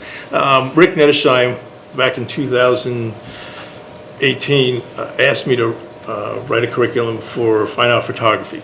He said that was the number, they did a survey of students, what was the number one class that they wanted to take, that that wasn't offered, and it was fine art photography. So we worked together, we built the course, and we just modeled it after face-to-face. So, which makes sense, because face-to-face is pretty much all digital these days, in terms of fine art photography. And then we've been building slowly but surely from there with the fine art photography too. Then we decided to, well, what about graphic design and digital illustration? And we had a one-semester drawing and painting class. Why not? Why don't we have a full year drawing and painting class? So we've been working on that for a number of years. Been working with Emily and Jason over the last couple of years, till that this year we now have a full-time art teacher at EAG. We have that many students that are interested. So to your point, so let's take drawing and painting. We have drawing and painting 1 at EAG. We have it at the high school levels. How is it different? Well, your drawing and painting is a lot about intent and idea and meaning. And so whether I'm working digitally, if I'm painting digitally, or I'm painting with acrylics, or I'm painting with watercolor, I'm still painting. I'm still making a mark. I'm still handling color. I still have to have there's the same nuances involved. It's just a different medium. So whether I draw with a graphite pencil on a piece of paper, or I draw with a stylus on my iPad in Fresco, where I have pressure sensitivity, so if I press harder, it's darker, if I press lighter, it's lighter. I can get thick and thin. It's all that same line quality. I'm still having the same experiences intellectually and emotionally and psychologically. It's a different tactile experience. So do the eAchieve students create 100% digital art, or are they able to use? That's an option for them if they wanted to work with traditional media. But the course is designed to be a digital version of the traditional media. Gotcha. But if you take drawing and painting 1 at eAchieve, and you're face to face, maybe it can't fit into your schedule, so you're taking it through eAchieve. I've had students do that. And then the next year they want to do drawing and painting 2 at face to face. Yes, you've had a lot of the same experience. You have maybe worked with the same materials, but you've learned how to work with line. You've learned how to blend colors. Sure. You've done all the same stuff. Yeah. I have a comment to make. One of my favorite things is to walk into a school, look at art, but what's really can be astounding is some of the students who have participated in the competitions. Which we have a lot. Oh, and for many, many years performing at a very high level.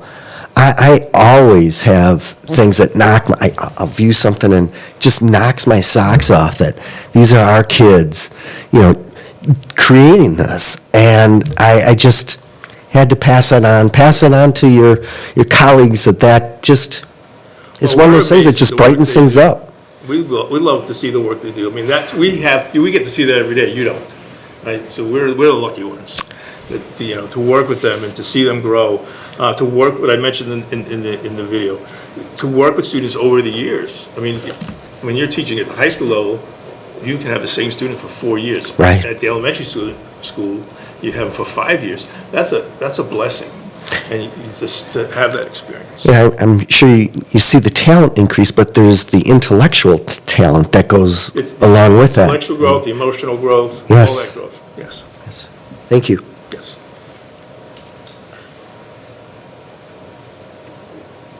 Mrs. Kozlowski, go ahead. Thank you. I loved the energy of your video. It made me smile. And my little brag moment going on to Mr. Como. So you're talking about the growth of metals and jewelry. So my oldest actually won and had her jewelry on display at the Milwaukee Art Museum. Right. Yeah. So it is amazing. I personally don't have that talent at all. I draw stick people and color coded my spreadsheet, and that's about as good. But it is amazing. It's impressive to see what they do, and even for our elementary students, we enjoy it. Yes, so to be able to see it, I just thought it was great, and I liked to hear of the engagement is growing for both staff and students. I think that was a really important piece, at least for me, is to see that that is still a big draw for our students. Our numbers have not gone down. Even as we've seen a lower enrollment, let's say at the high school level, the high school enrollment in the art classes has stayed the same. They hasn't dropped. Yeah, and I think that's amazing, especially with a lot of our academic students, right, who are pursuing and chasing the AP GPA.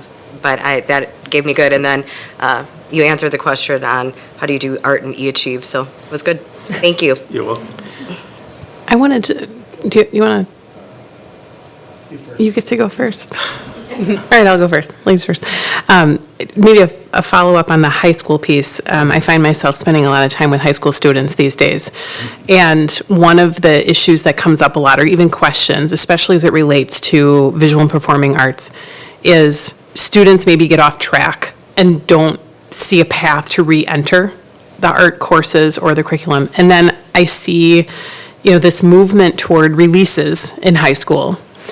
And maybe students not understanding that they could jump back into an art or music program.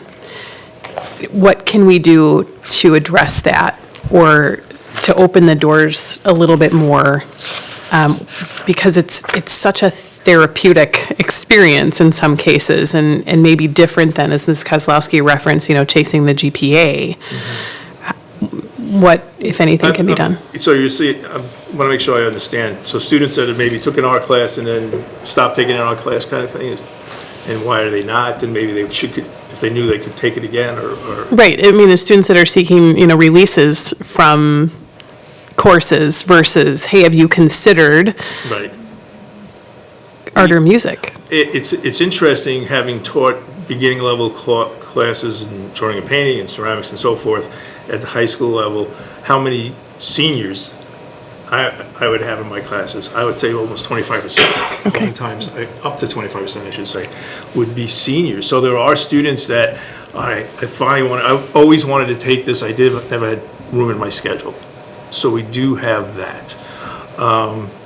But as far as the release, I have nothing to do with whether students can get released. No, I think there's a trend toward wanting or seeking the releases versus maybe the opportunity to audit an art class that. And they don't necessarily understand, maybe the maturity's not there to understand the value.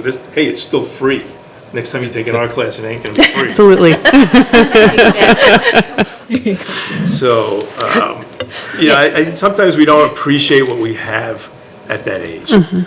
I think back to I went to high school of art and design, which is a specialty art school in New York City, and I don't know that I really appreciated what I had. Now that I look back and I think, oh my God, I really could have done way better. I could have taken so much more advantage of that. So partly it's that, I think, that awareness, and maybe that's where parents come in. Yep. You're not getting released. Yeah. You know what I mean? I could envision the fine arts campaign. It's free. But I think it's more than that, but I think it is an opportunity that maybe some of our students overlook. I know having a student that was very gifted in music and opted out because there were other courses to take, and by the time you get to senior year, it's like, wow, jump back in. Right. How do you get that back? And the other thing you have is the lack of belief that students have in their abilities. And they see, oh, I can't do that. I can't do that. Well, you can't because you never tried. Mm-hmm. You're not going to start at the top. None of us do. And how do you get to that place? I remember a student, his name is Sam, who stuck with me for 4 years in ceramics, and his first 2 years he really struggled. And then the third year, he wanted to learn how to throw on the wheel, and it took him 2.5 years. It should have taken him 2 months, but it took him 2.5 years. But he did. And when he got to that place, he was euphoric. So students have to believe in themselves, and that's one of the things that we do as educators is to help build that belief. And that's much more important than teaching him how to draw. The drawing part, it's nice, but to believe that I can draw is way more valuable. Well, I'm inspired. Mr. Zenobia, go ahead. Thank you. I am always just immensely impressed that kids can produce some of the levels that they do walking through some of the hallways that I have. It's amazing that kids and young adults achieve at this level. And you mentioned that you'd been here since '92, correct? Is that? So I think this is a little different than Mr. Como's question about eAchieve, but having begun teaching at a time when the internet wasn't the only thing anybody cared about, and now technology is so much greater than that. But how many, or maybe just a percentage of, how many of the students are, like you said, just painting with a brush versus those that are more interested in doing something that's technology aided? I mean, if that makes sense. I think more than anything, there's an overlap. Those that are interested in being creative and drawing or painting, photography, or working in design, they're working in both mediums. I brought some high schoolers down to Horning a few years ago, and they were showing the work that they do. And I had my graphic design students there, the digital illustration students there, and they were looking at the stuff that they've been creating digitally. And those students were so enthralled with that. They pulled out their iPads and they started showing the high schoolers, hey, look what I'm doing on my iPad. This is what I like to do. So it's not one or the other. I don't see those that are interested. There are certain kids that gravitate to working more digitally, no doubt about that. But that's my, just like I was into drawing and painting most of my young art career, and then I started teaching sculpture and ceramics, so then I focused on that. I mean, students will gravitate to what they want to work in. So I might want to work with clay, so I'm going to take a ceramics class. So I don't really see it being one or the other, or one way more than the other. In my mind, if Michelangelo and Da Vinci were alive today, they would be all in. They'd be using it as much as anybody else. Thank you. You're welcome. Now would be the time to let us know if there's anything that you need or support that we would seek from the Just the district. continued support of the program that has been historically in Waukesha. No matter what school board we've had, no matter whoever's lived in this community, the arts have always, for a little podunk Waukesha, the arts have always been had a strong place here. And certainly have helped in the transition of downtown. The arts community really was participating in that. And so the supports here has always been, and as long as we can keep that, because, whether it's, obviously budget's part of it, right? But, if you value it, if we value what we bring as part of the general education, and you're supporting it, then what more can we ask for? Well, thank you all for your leadership and enthusiasm. Thank you. It resonates. It's still fun. Well. That's good. Thank you for being here. Nice meeting everybody. Good night. I'm just going to stay up here. So, So I'm not going to. did have another request to consider a slight modification to the agenda to accommodate our speakers tonight. If the committee would be okay with switching the order of our math content area to do elementary and then middle school and then the AP high school, since Mrs. Palmer is here and doesn't need to stay for the rest of it. Would that be acceptable? Thank you. So we will start with item A3, which is the discussion on the elementary math curriculum pilot.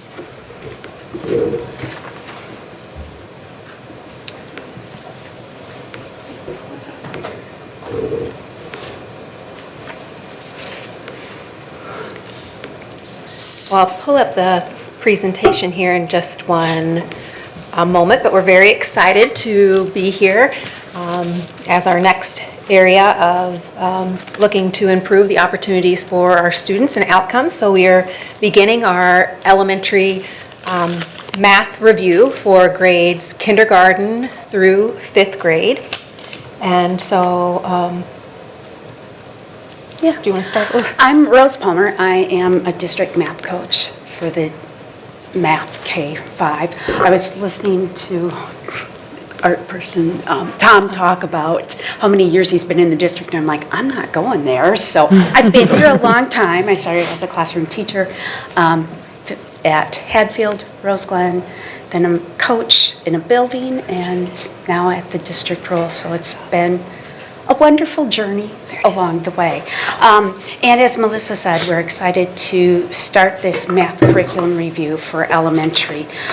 We did give you the presentation, but just a couple of highlights to go through. You know, we really have been working through, we had Trailblazers back in 2011. We had to switch when the Common Core came out and our standards were changing. At that point, there weren't programs that were out there that really matched the standards because they were so new. So we adopted at that point Origo Stepping Stones, and then also some created district supports because, again, we didn't feel like it met the standards the way they needed to. At that point, the board had also approved that we had a math teacher leader at each of our buildings that went through education through Carroll University to get their specialist certificate. So we haven't changed for a long time. And so I'm excited that we're finally at this point where we can go out and do a review and see what's the best curriculums out there right now, because the programs have really caught up with what we're looking at for our standards for the state of Wisconsin. In our presentation, we went through the timeline. Mainly tonight, it's just to tell you here's where we are at with the process and where we're going. We did start in December. We brought in the 4 programs, and again, the 4 programs that we brought to the coaches were Bridges, Origo Stepping Stones, which is an updated version, 2022, of the one that we're currently using parts of, Illustrative Math with Kendall Hunt, and then iReady Classroom Mathematics. So in December, we had presentations from those 4 companies, and then the coaching team, administrative team, and directors looked at those 4, and we're narrowing it down, and we'll be starting to pilot 2 of those towards the end of January. And I just want to add to that.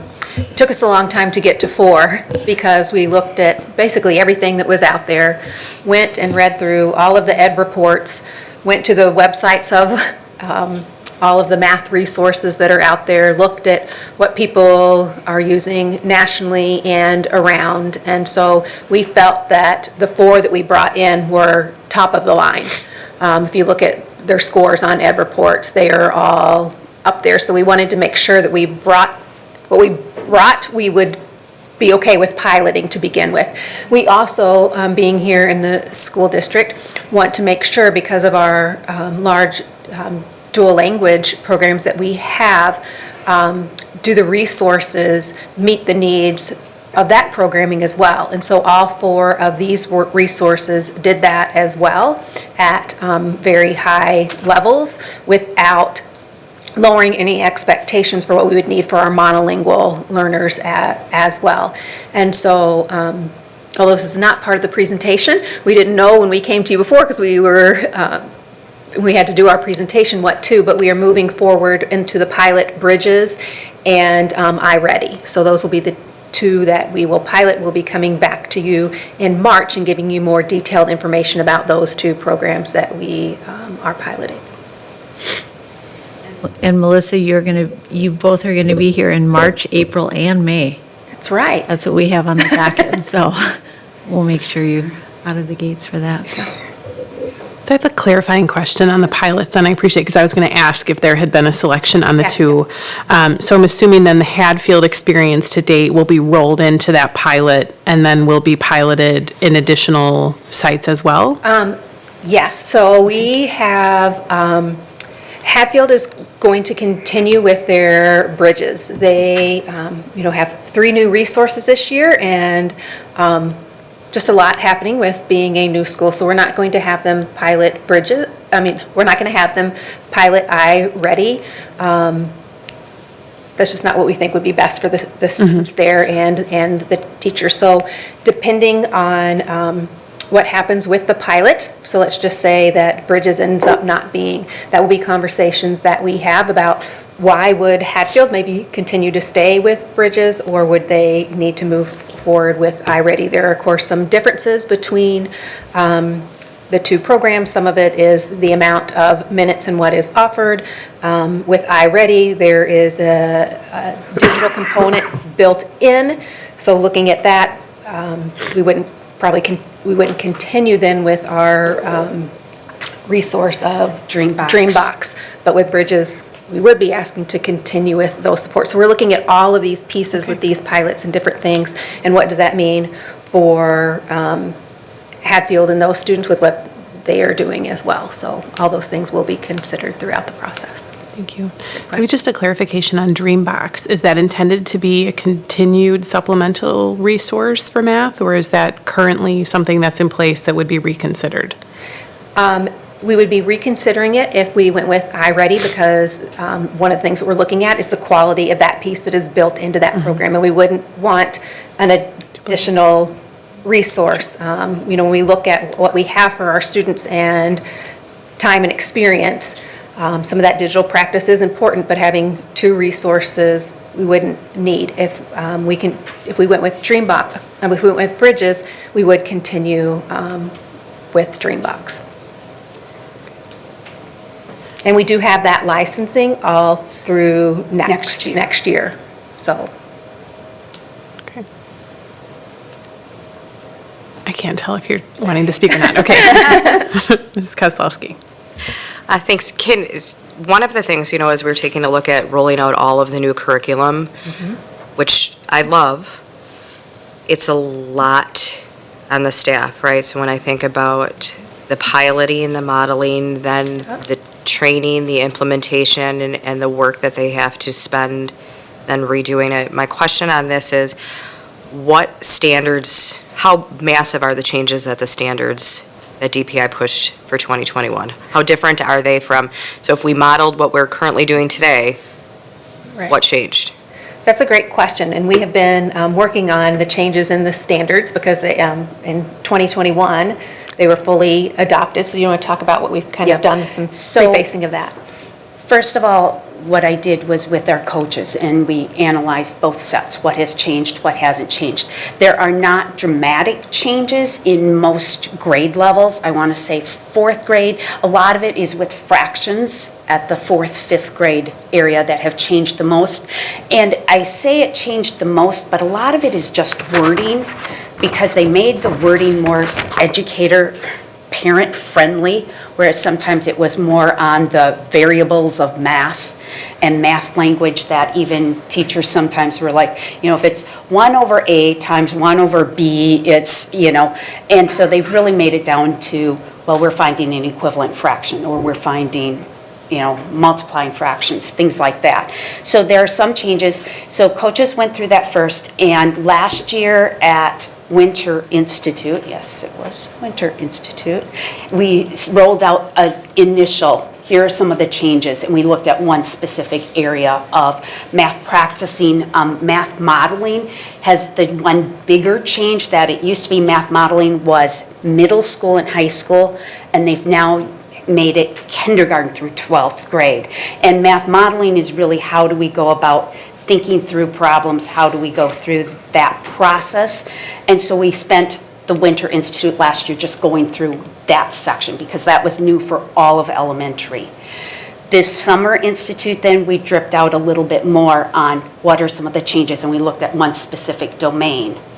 And now we're looking, as we go into these into this pilot, we'll continue to look to make sure that these new materials meet our standards. But I think what I have told teachers in a teacher level, I don't think they're going to see the changes being something that's extremely new. I feel like we are in a good spot, because some of the things that we put in based on our math recovery background knowledge and AVMR background knowledge or advantage math recovery background knowledge, teachers already knew about subitizing. They already knew about conceptual and perceptual subitizing. Those are some of the standards that they added in at the kindergarten, first grade level. We already knew that. So it was, I think those changes will be minimal as far as the new standards go. I will add on to that, I went back and forth like, oh my gosh, what do I do? Like, we put a lot on our teachers, and even though they're excited with what they're seeing with the, new phonics resource and the writing resource, right? It's going to be a third resource that's new. And so we did, and we were out in the buildings, talk with teachers, talk with principals, have them talk to, do we want to wait one more year? What do they want? And people said overall it was, we know that it might be hard, but we're ready and we want this because we know that potential outcomes for our students is going to be better. We know, we're seeing what can happen when we have a consistent resource across, that we're all using across the same timeline, across kindergarten, across the district, and then like what that leveling looks like across K-5. So we're also being very cognizant we don't want one and done, right? We just launched our new social studies and new writing, and so we together are working,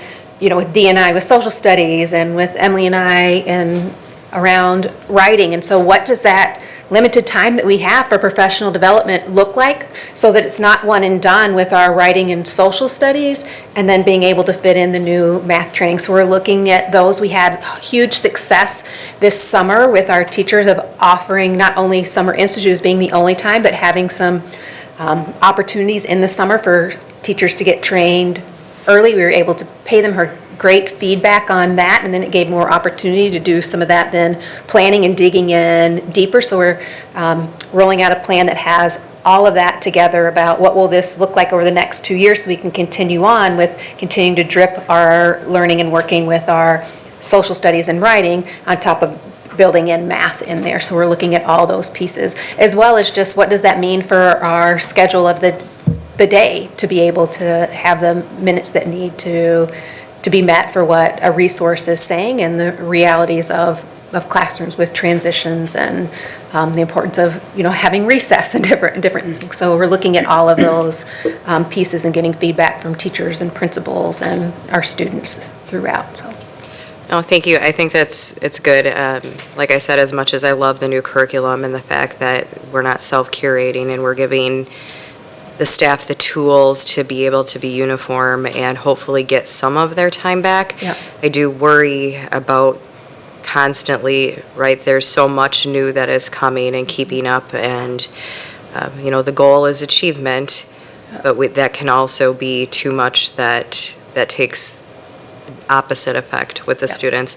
And I'm grateful that it is not as complex as Common Core was, because Yes. I will probably speak for many parents that had frustrated children because I did not learn math the way that Common Core math taught, and so I think that's a positive piece for some of the changes. Yeah. I was going to say, and I think one of the other things, just to add quick, that teachers are looking for a change also, is that we opened it up as to who wanted to pilot, and we had roughly over 40 teachers across the system who volunteered, like, I'd pilot for you, that would be great, and so there's a lot of interest. So that was also a part that told us that teachers were willing to take on a pilot where they were going to try 2 different programs in the same year that they're doing this. So I thought that spoke volume of our teachers' willingness to take on the work. Good. And through the pilot, those are things that we will be asking about. Do you feel that this is something that we know that it's a heavier load in year one of when you're learning something, and then continues to get a little bit easier, if that's the right word, and getting that feedback from them continually, because if we do need to wait one more year because we want this to be something that teachers can carry out, because it does impact the students, right, who we're here for, and so that will be questions that we are asking through this pilot process and getting the feedback from that. Great.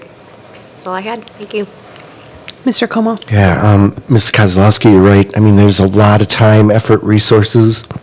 Your concerns, I think, are valid concerns. But I was here when we implemented Trailblazers, and we had a very different process that we went through. As a matter of fact, we kind of cut some corners. We cut corners in professional development, and it was a catastrophe. And Jody, you remember that, and maybe you don't. No, that was prior to, you were in the district, but you weren't at the level that you're at right now. I remember that. Yeah, well, so Rose, I mean, wasn't that painful? Yeah, we got one day of professional development, and it was like, bye. Yeah. That was it from there on out. So the processes that have developed over the years and have evolved, and it's been 10 years since we've focused on this area, might seem like, I don't know if overkill is the right word, but it's a lot. I think it's going to prove out to be the best route to still go. Good time spent, because this is going to last another 10 years. And, you know, I saw the failings of another program that we brought up, and, you know, we were pushing, how can we cut corners? How can we do this more efficiently? How can we decide on this quicker? Can you crunch the timeline? All those kinds of things, and it came back to bite us really in a big way. That was probably the worst program that I saw us do over the last 20 years, so. But Well, our hope I think that we the don't tide's say worth that the again. time and effort. Let's not do that again. Yeah, I was going to say, and I think, to be fair, I think it was a good program. I think it was the professional development that was lacking, that teachers, you know, you get a program, and I'm not sure how to implement it. I'm going to go back to my old ways of teaching, and that's what they did. They Yeah. used this resource, but didn't change some of the ways that they were getting kids involved with the math. But it had a high impact on our children. It impacted them greatly, and for a number of years, we were really trying to figure out, okay, is this working? Is it not working? Why isn't it working?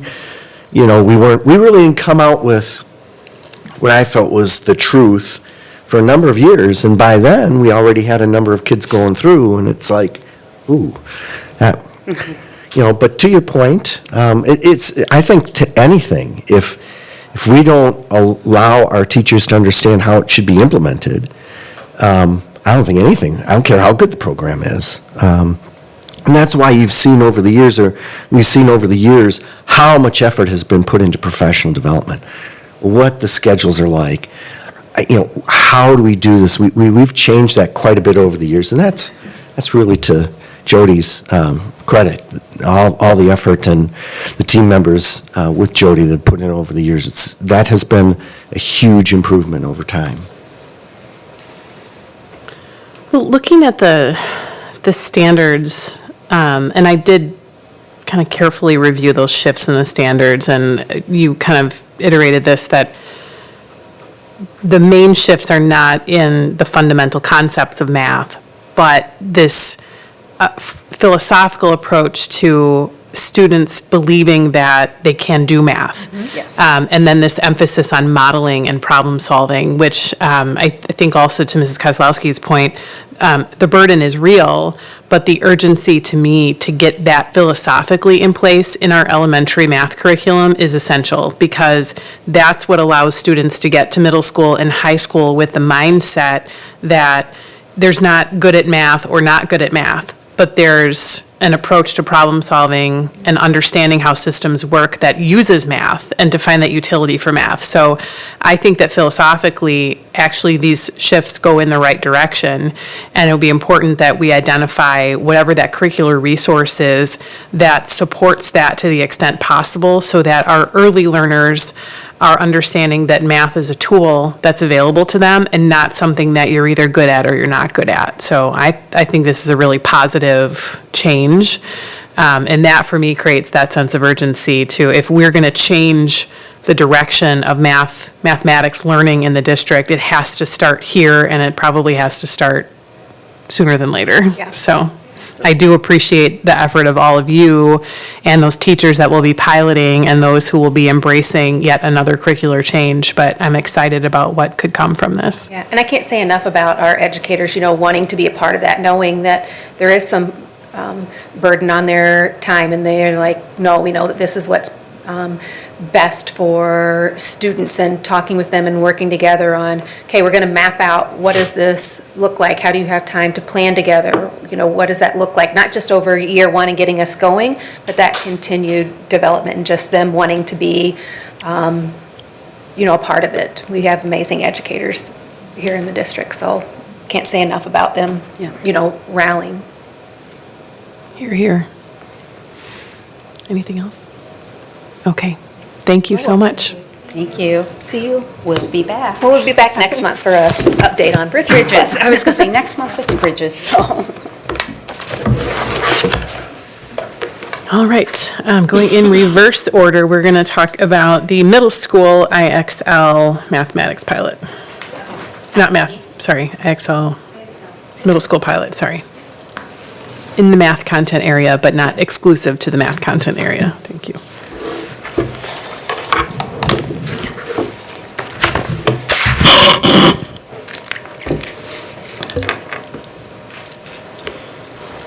So maybe I should just start out and say, and this is just actually off a conversation I met with another board member yesterday that was not on the T&L committee, and it kind of put into perspective some questions that he asked me around this resource in particular. So when we talk a lot about Tier 1 resources and that guaranteed and viable curriculum, that is the curriculum that we want accessible for all kids, you know, at each grade level.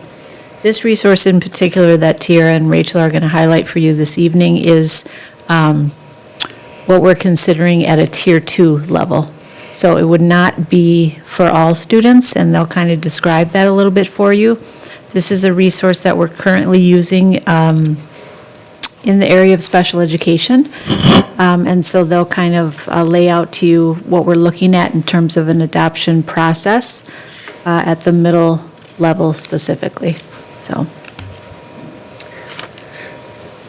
Sure. So we'll just start with some highlights, just to reiterate some of the information that was in the presentation. So IXL is designed to be a supplemental resource, and one of the key features that really drew us to it is not only that, as Jody mentioned, it already exists in pockets within our districts. So as Jody mentioned, our special education teachers are using this, but that as we are moving to adopt universal curriculum in the area of math and literacy, IXL is a supplemental resource that aligns to those universal curricular resources. And so when we look at just the significant achievement gaps that exist in our system, especially at the middle level, we know that we are going to have to tag team that with not only high quality universal instruction, but also some of our students are going to need that double dose. And right now that double dose has been occurring, but it's not been occurring with a curricular resource. It's been occurring with teachers delivering some strategy-based groupings, some, pulling again their own curated resources. IXL, some of just, I think, the huge features that, again, we mentioned in the presentation that draw us to it are that it's aligned to Wisconsin state standards. It's one of the only supplemental curricular resources that does this. So Achieve 3000, Khan Academy, some of those that you might be familiar with, those are designed around Common Core standards, but they are not specifically designed to Wisconsin state standards. Additionally, IXL puts together a curated individual plan for students aligned to their MAP score, their forward score, and those standards. And so again, when we're talking about closing the gap for some of our students who are coming to us really far behind what we think the universal curriculum can catch them up on, this is a resource that we're really excited about.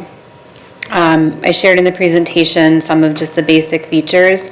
But just in looking at the neighboring district comparison, I think that this also speaks volume. This is used extensively in our area as well as in other big districts. And the pockets where we are seeing it used in Waukesha have also seen some significant growth results in just the short time that it's been implemented.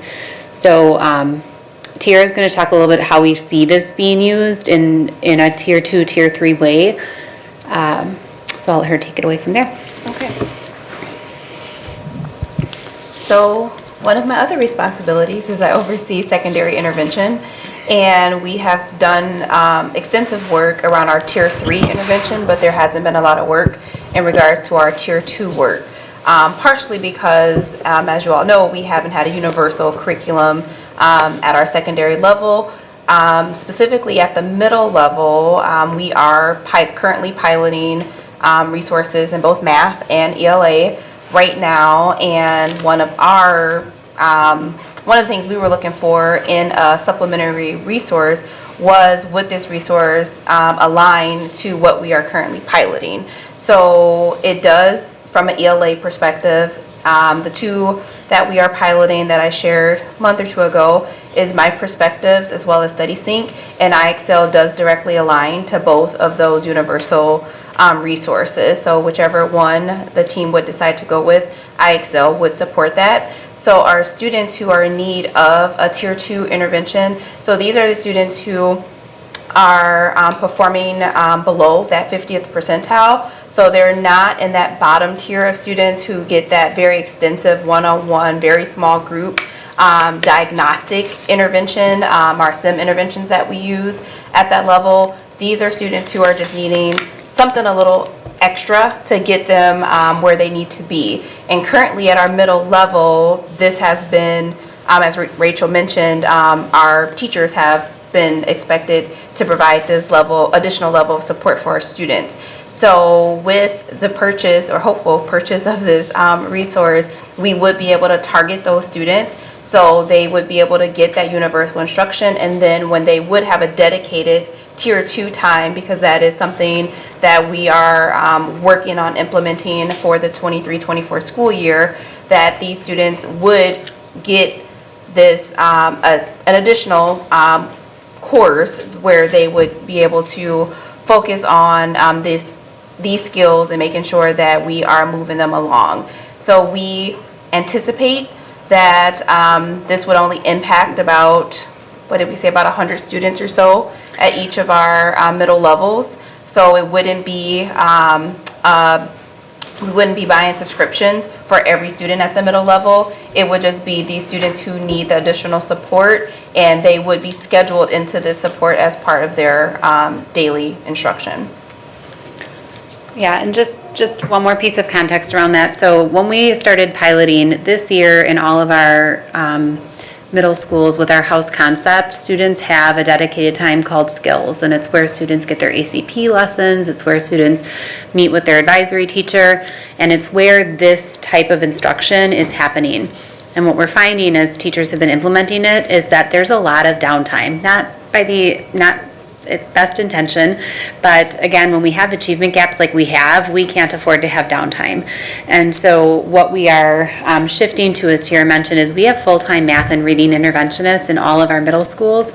And so we're moving away from this skills time structure and instead putting that time back into the core areas and really looking at the students who need that time for math or reading readiness, and having our interventionists pull those students during a time during their day where they can be working on, again, that supplemental time. That's very similar to what our elementary model looks like for Tier 2 instruction. The other piece I want to make sure is clear is that when we say it's aligned to StudySync or aligned to the math, for example, resources, what that means is that if the teacher, for example, is in StudySync lesson 4, that teacher can say, okay, the student is struggling with this lesson. In IXL, lesson 4 in StudySync equates to lesson 8 in IXL. It's the same skill. And so that alignment of skill is really clear. And like I said, that exists for both the StudySync and My Perspectives, as well as for the two resources we're piloting at the middle level for math, decimals, and CERN.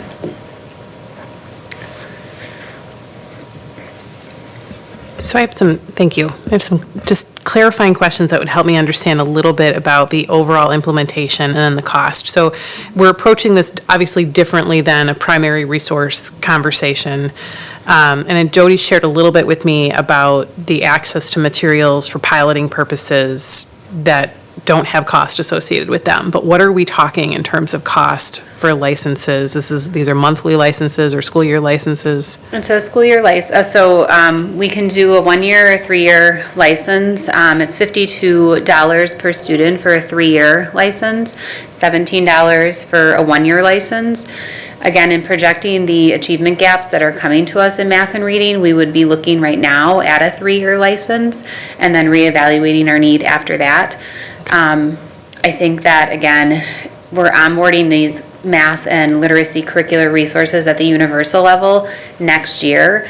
But as we raise that universal bar with the achievement gaps that we have, we're going to have to simultaneously give that double dose. And so that's why we're looking at a 3-year purchase of this. And then again, we'd be working with our special ed department because those funds are different than the TNL funds that would fund our tier 2. Right, I mean, to add on to that, I will say, it looks like the numbers I got, 550 students currently in special education are using these licenses. This is something that I will bring in my package next month in terms of instructional resources around the ESSER funding. So I would recommend the 3-year, to Rachel's point, because we want to give a stimulant there at the middle level, hoping that after that 3-year mark, then we'll do the reevaluation. Question was asked, short-term versus long-term solution. How can we ensure this doesn't happen again? Meaning it was in the system, but we couldn't afford it.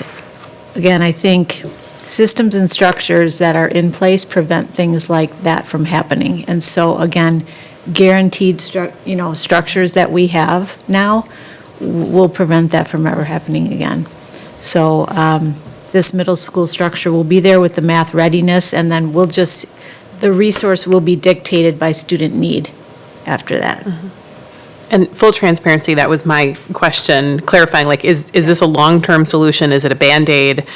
Especially as I know we have work also ongoing with respect to middle school mathematics curriculum and some of these things that hopefully start to, close the gaps on this in the elementary mathematics and all the reading and literacy and phonics support. So you mentioned, let me clarify too. So we had IXL at many levels a while ago, and it was a decent resource, at least for elementary students, and then we removed it and cited budget constraints. So that's the part that I want to make sure we don't get students. We had IXL at elementary level for many years. I'm agreeing to that, but I think, again, with how things were regarding site-based, I'm not sure how, just wanted to clarify how that decision was made. Okay. That's all. So the problem statement, I guess, being that if at some point we decide not to support financially the resource, we have students who have kind of engaged the resource, and then we lose it, and we have to start with something new. And I guess that's a risk that we take, but is the advantage of having a longer-term commitment up front so we don't risk losing it right away. I think the trend that you all are seeing is that we're shifting the focus from teachers curating resources to the adoption of these highly curated resources by experts in the field. And so what we know and what we are projecting is that over the next 3 years, we are not going to see that achievement gap close just with the enhancement of universal instruction. 60% of our students right now are not proficient in math. And so while we have very high hopes that the adoption of a curricular resource at both the elementary and the middle level will help us to change that trajectory, if we don't remediate these 6th, 7th, and 8th graders before they get to 9th grade, the chances of them remediating before they leave us are highly unlikely. A student's 8th grade level of proficiency in math is highly predictive of where they are when they leave us. And so this 3-year purchase is really, I don't want to say a Band-Aid, but it's the extra support on top of that universal for right now. And we currently have, a tier 2 intervention system in place. We have students who are meeting and getting small group instruction in math, but it's being designed by teachers who are, again, curating kind of their own, this is what I think the students need. And what we have learned in the past 2 years is that that's not working for our students. We're not closing the gap fast enough. Yeah, thank you for that. And I appreciate the work that's being done to try to close the gap, especially in the middle school. Mr. Como. Yeah, I appreciate you containing the neighboring district comparison in your presentation. And I was just curious if you were purely looking at data that was available and you saw that these districts were improving achievement. Did you also reach out to them and call those districts and say, well, okay, we see your achievement is going up. We see that you're using IXL. What else? Yeah, so it's interesting. I would say, so McGuanago, the director in McGuanago and I talk very frequently about their improvement plans, Oconomowoc. There's a consortium of a few of the directors on this list that meet together once every month to talk about things like this.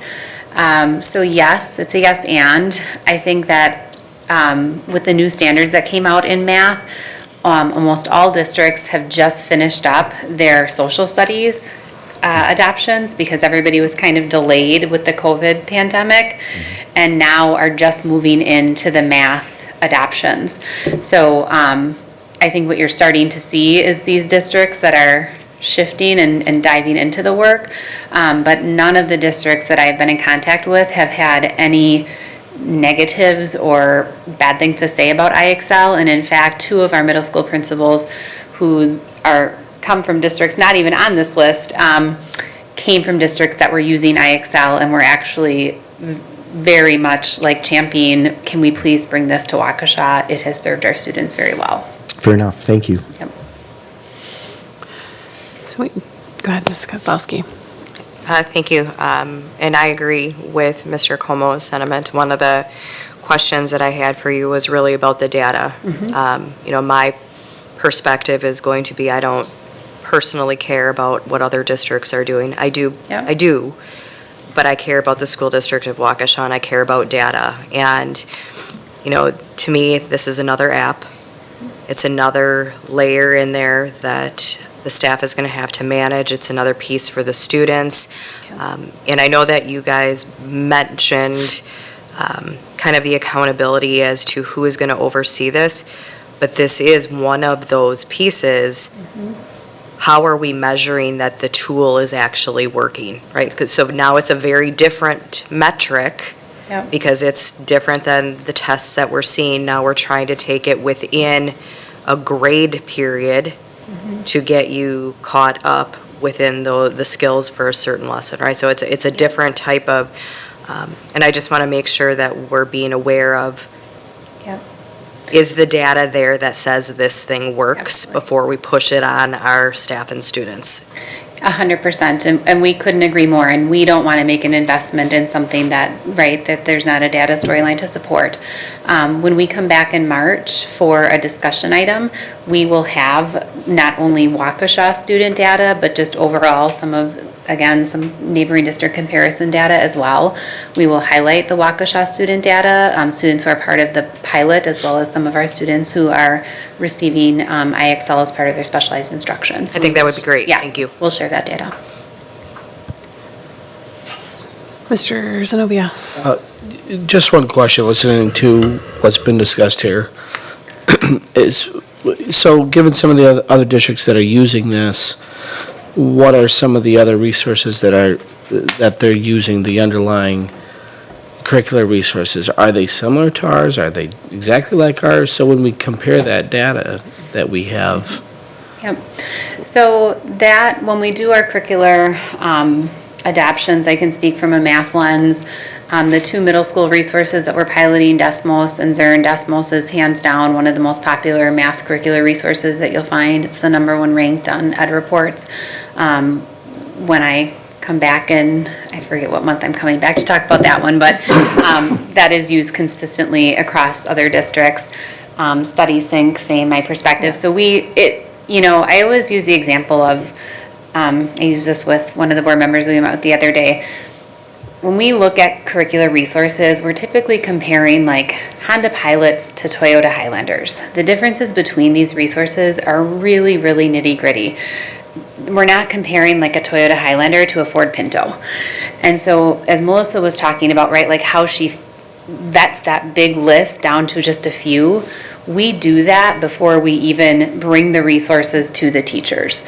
And so districts might be using different things, but it's usually like out of the top 5, right? There's usually 5 or 6 top resources for each curricular area, each grade level, that are used across the system because they're the most highly ranked, vetted resources, curated by, again, there's only so many experts, right, in the field, and so those are the top resources curated by those experts.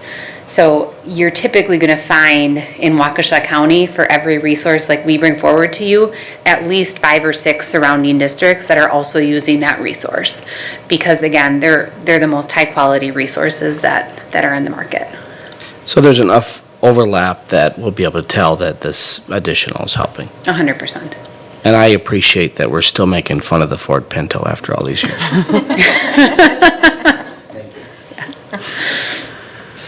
One of the things that I noticed on the app list, the remaining 271, is that Khan Academy is an approved app and is available in self-service for students, which is good news. Yep. And you, Rachel, articulated some of the differences, the subtle differences between the Khan Academy and the IXL. And I can appreciate through the dialogue and some of the conversation leading up to this presentation that this is a strong request by our middle school administrators and math educators to have IXL, which I respect and appreciate. There are some subtleties between IXL and Khan Academy, the difference being one is very robotic and computerized delivery of content, the other is human delivered, and so the approach is different. And while standards are aligned, it's not the automatic, the easier approach to, directly aligning. So I do appreciate that IXL may be easier for our teachers to implement and more connected to our actual curriculum and standards. How do we then use Khan Academy? Is it there for students if they need it? Is it there as acceleration or differentiation? And maybe this even ties back to our gifted and talented conversation. Do IXL and Khan Academy offer us resources that we can use at multiple ends of the spectrum? Yes and yes to all of those questions. So Khan Academy is used across the board. I would say I see it used most often in our high school setting, actually, for both remediation and for acceleration. I don't see it being used as often in our middle school setting for remediation, but for acceleration, and that was having IXL. IXL does run through calculus, so we do have access to courses through calculus, and I think right now, while our focus is on the remediation, as we continue to build a system around this, it most certainly could be used as a system for acceleration as well.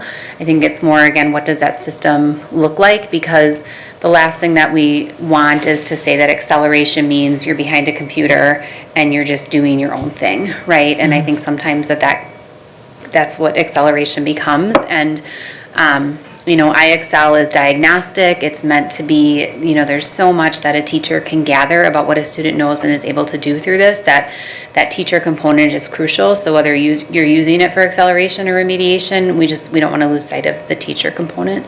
But Khan Academy is used. I would say it's, again, used most often. I see it used at the high school level and as a supplemental resource. Significant amount of AP content with Khan Academy also, which I've used myself. I actually find it to be a really great resource. Yeah. Yep. And it's also free, which is the big differentiator. It is free. It is free.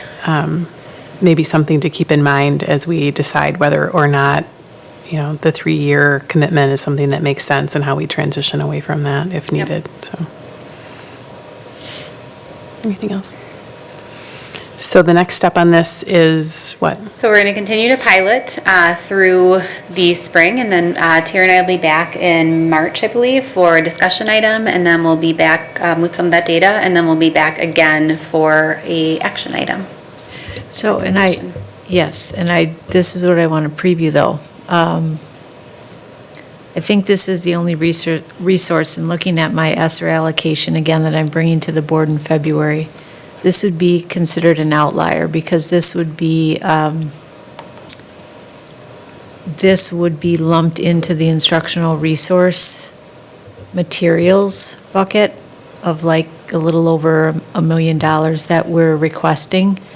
And I have this as a line item in those resources. So the timeline of the ESSER approval, in essence, is premature to the timeline of this ask. So I understand when you look at the line items, if you decide to take this, what would be $53,000 item out of the total of the ESSER, and we can, again, talk about this next month. I'm just previewing this for you, right? That if the board wishes to pull that out of ESSER, table it, pending approval, put it back in, we could work that out. Or we could look to approve it on the condition that, yeah. Fair enough. I just kind of wanted to forecast that for you, because we're trying to be really transparent with all the moves, financially and otherwise, and as we come back with round two, I just want to make sure there's no surprises for the board. Yeah, I appreciate that, Jody. I think the transparency is important, but we don't want to create administrative hurdles unnecessarily, so I think we could take that approach. Anything else? All right, thank you. And now moving on to AP Precalculus as a request for a new course approval.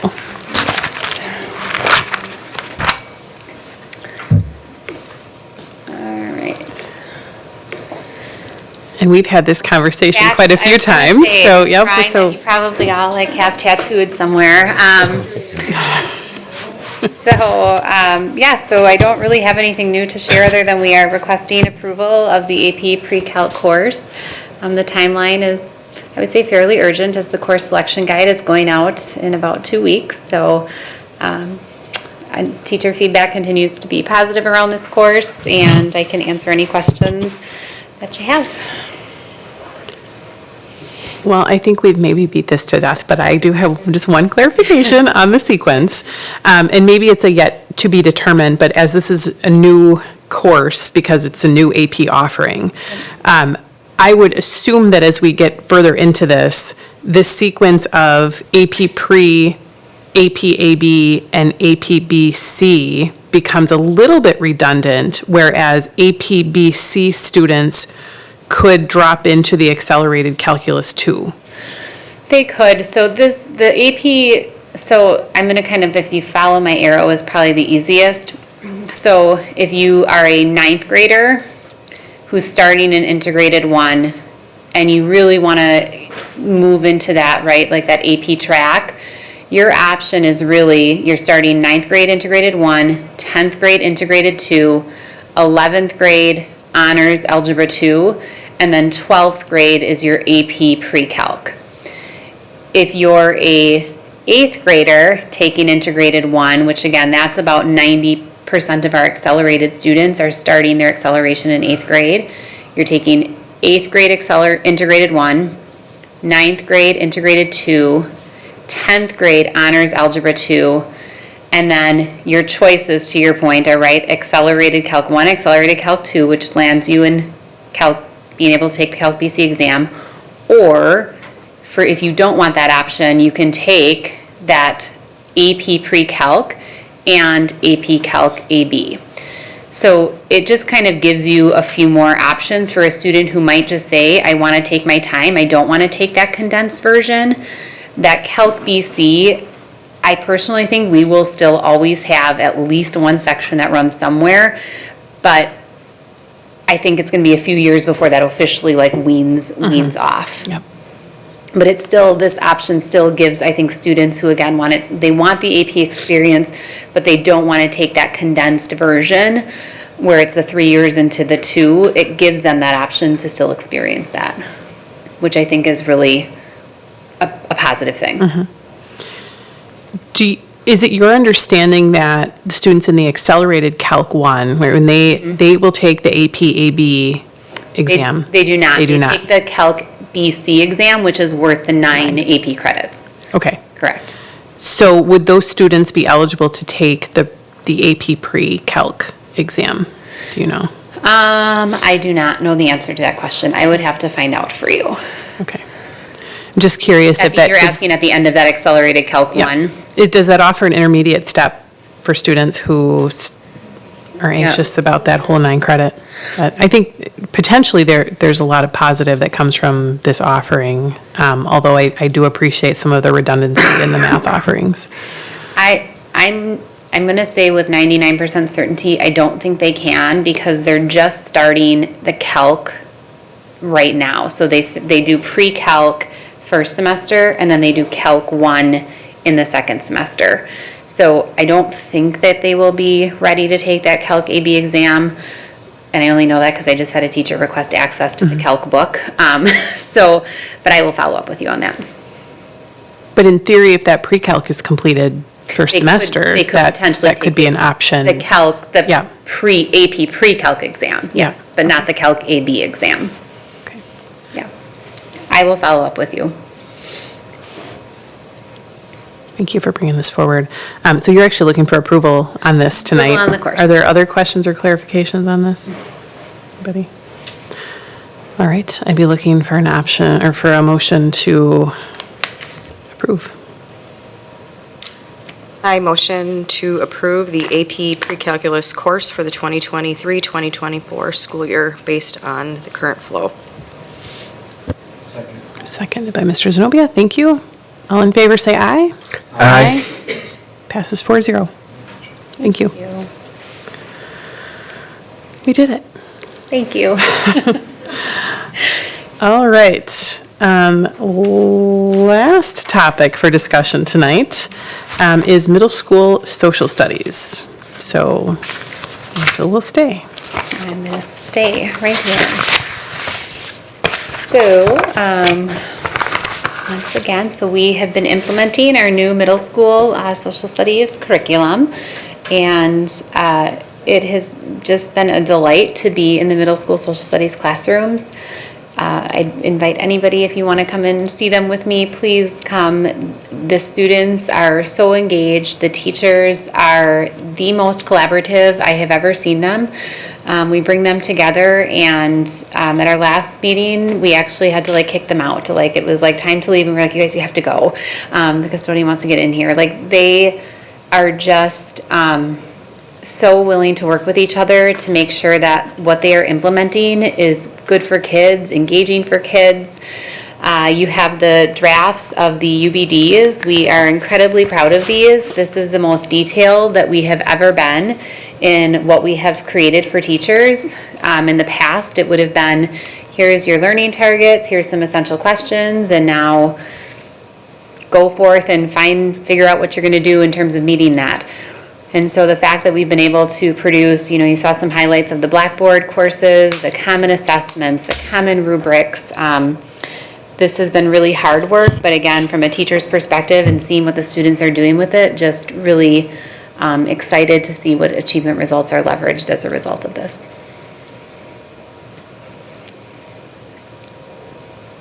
Questions about this? I still remember the enthusiasm of Mr. Kopneski, among many, but of the team that actually worked on this, and that really, I think it made a difference with the students, it made a difference with parents, and also with the board. So having teachers that are excited about the resource and ready to jump in is positive.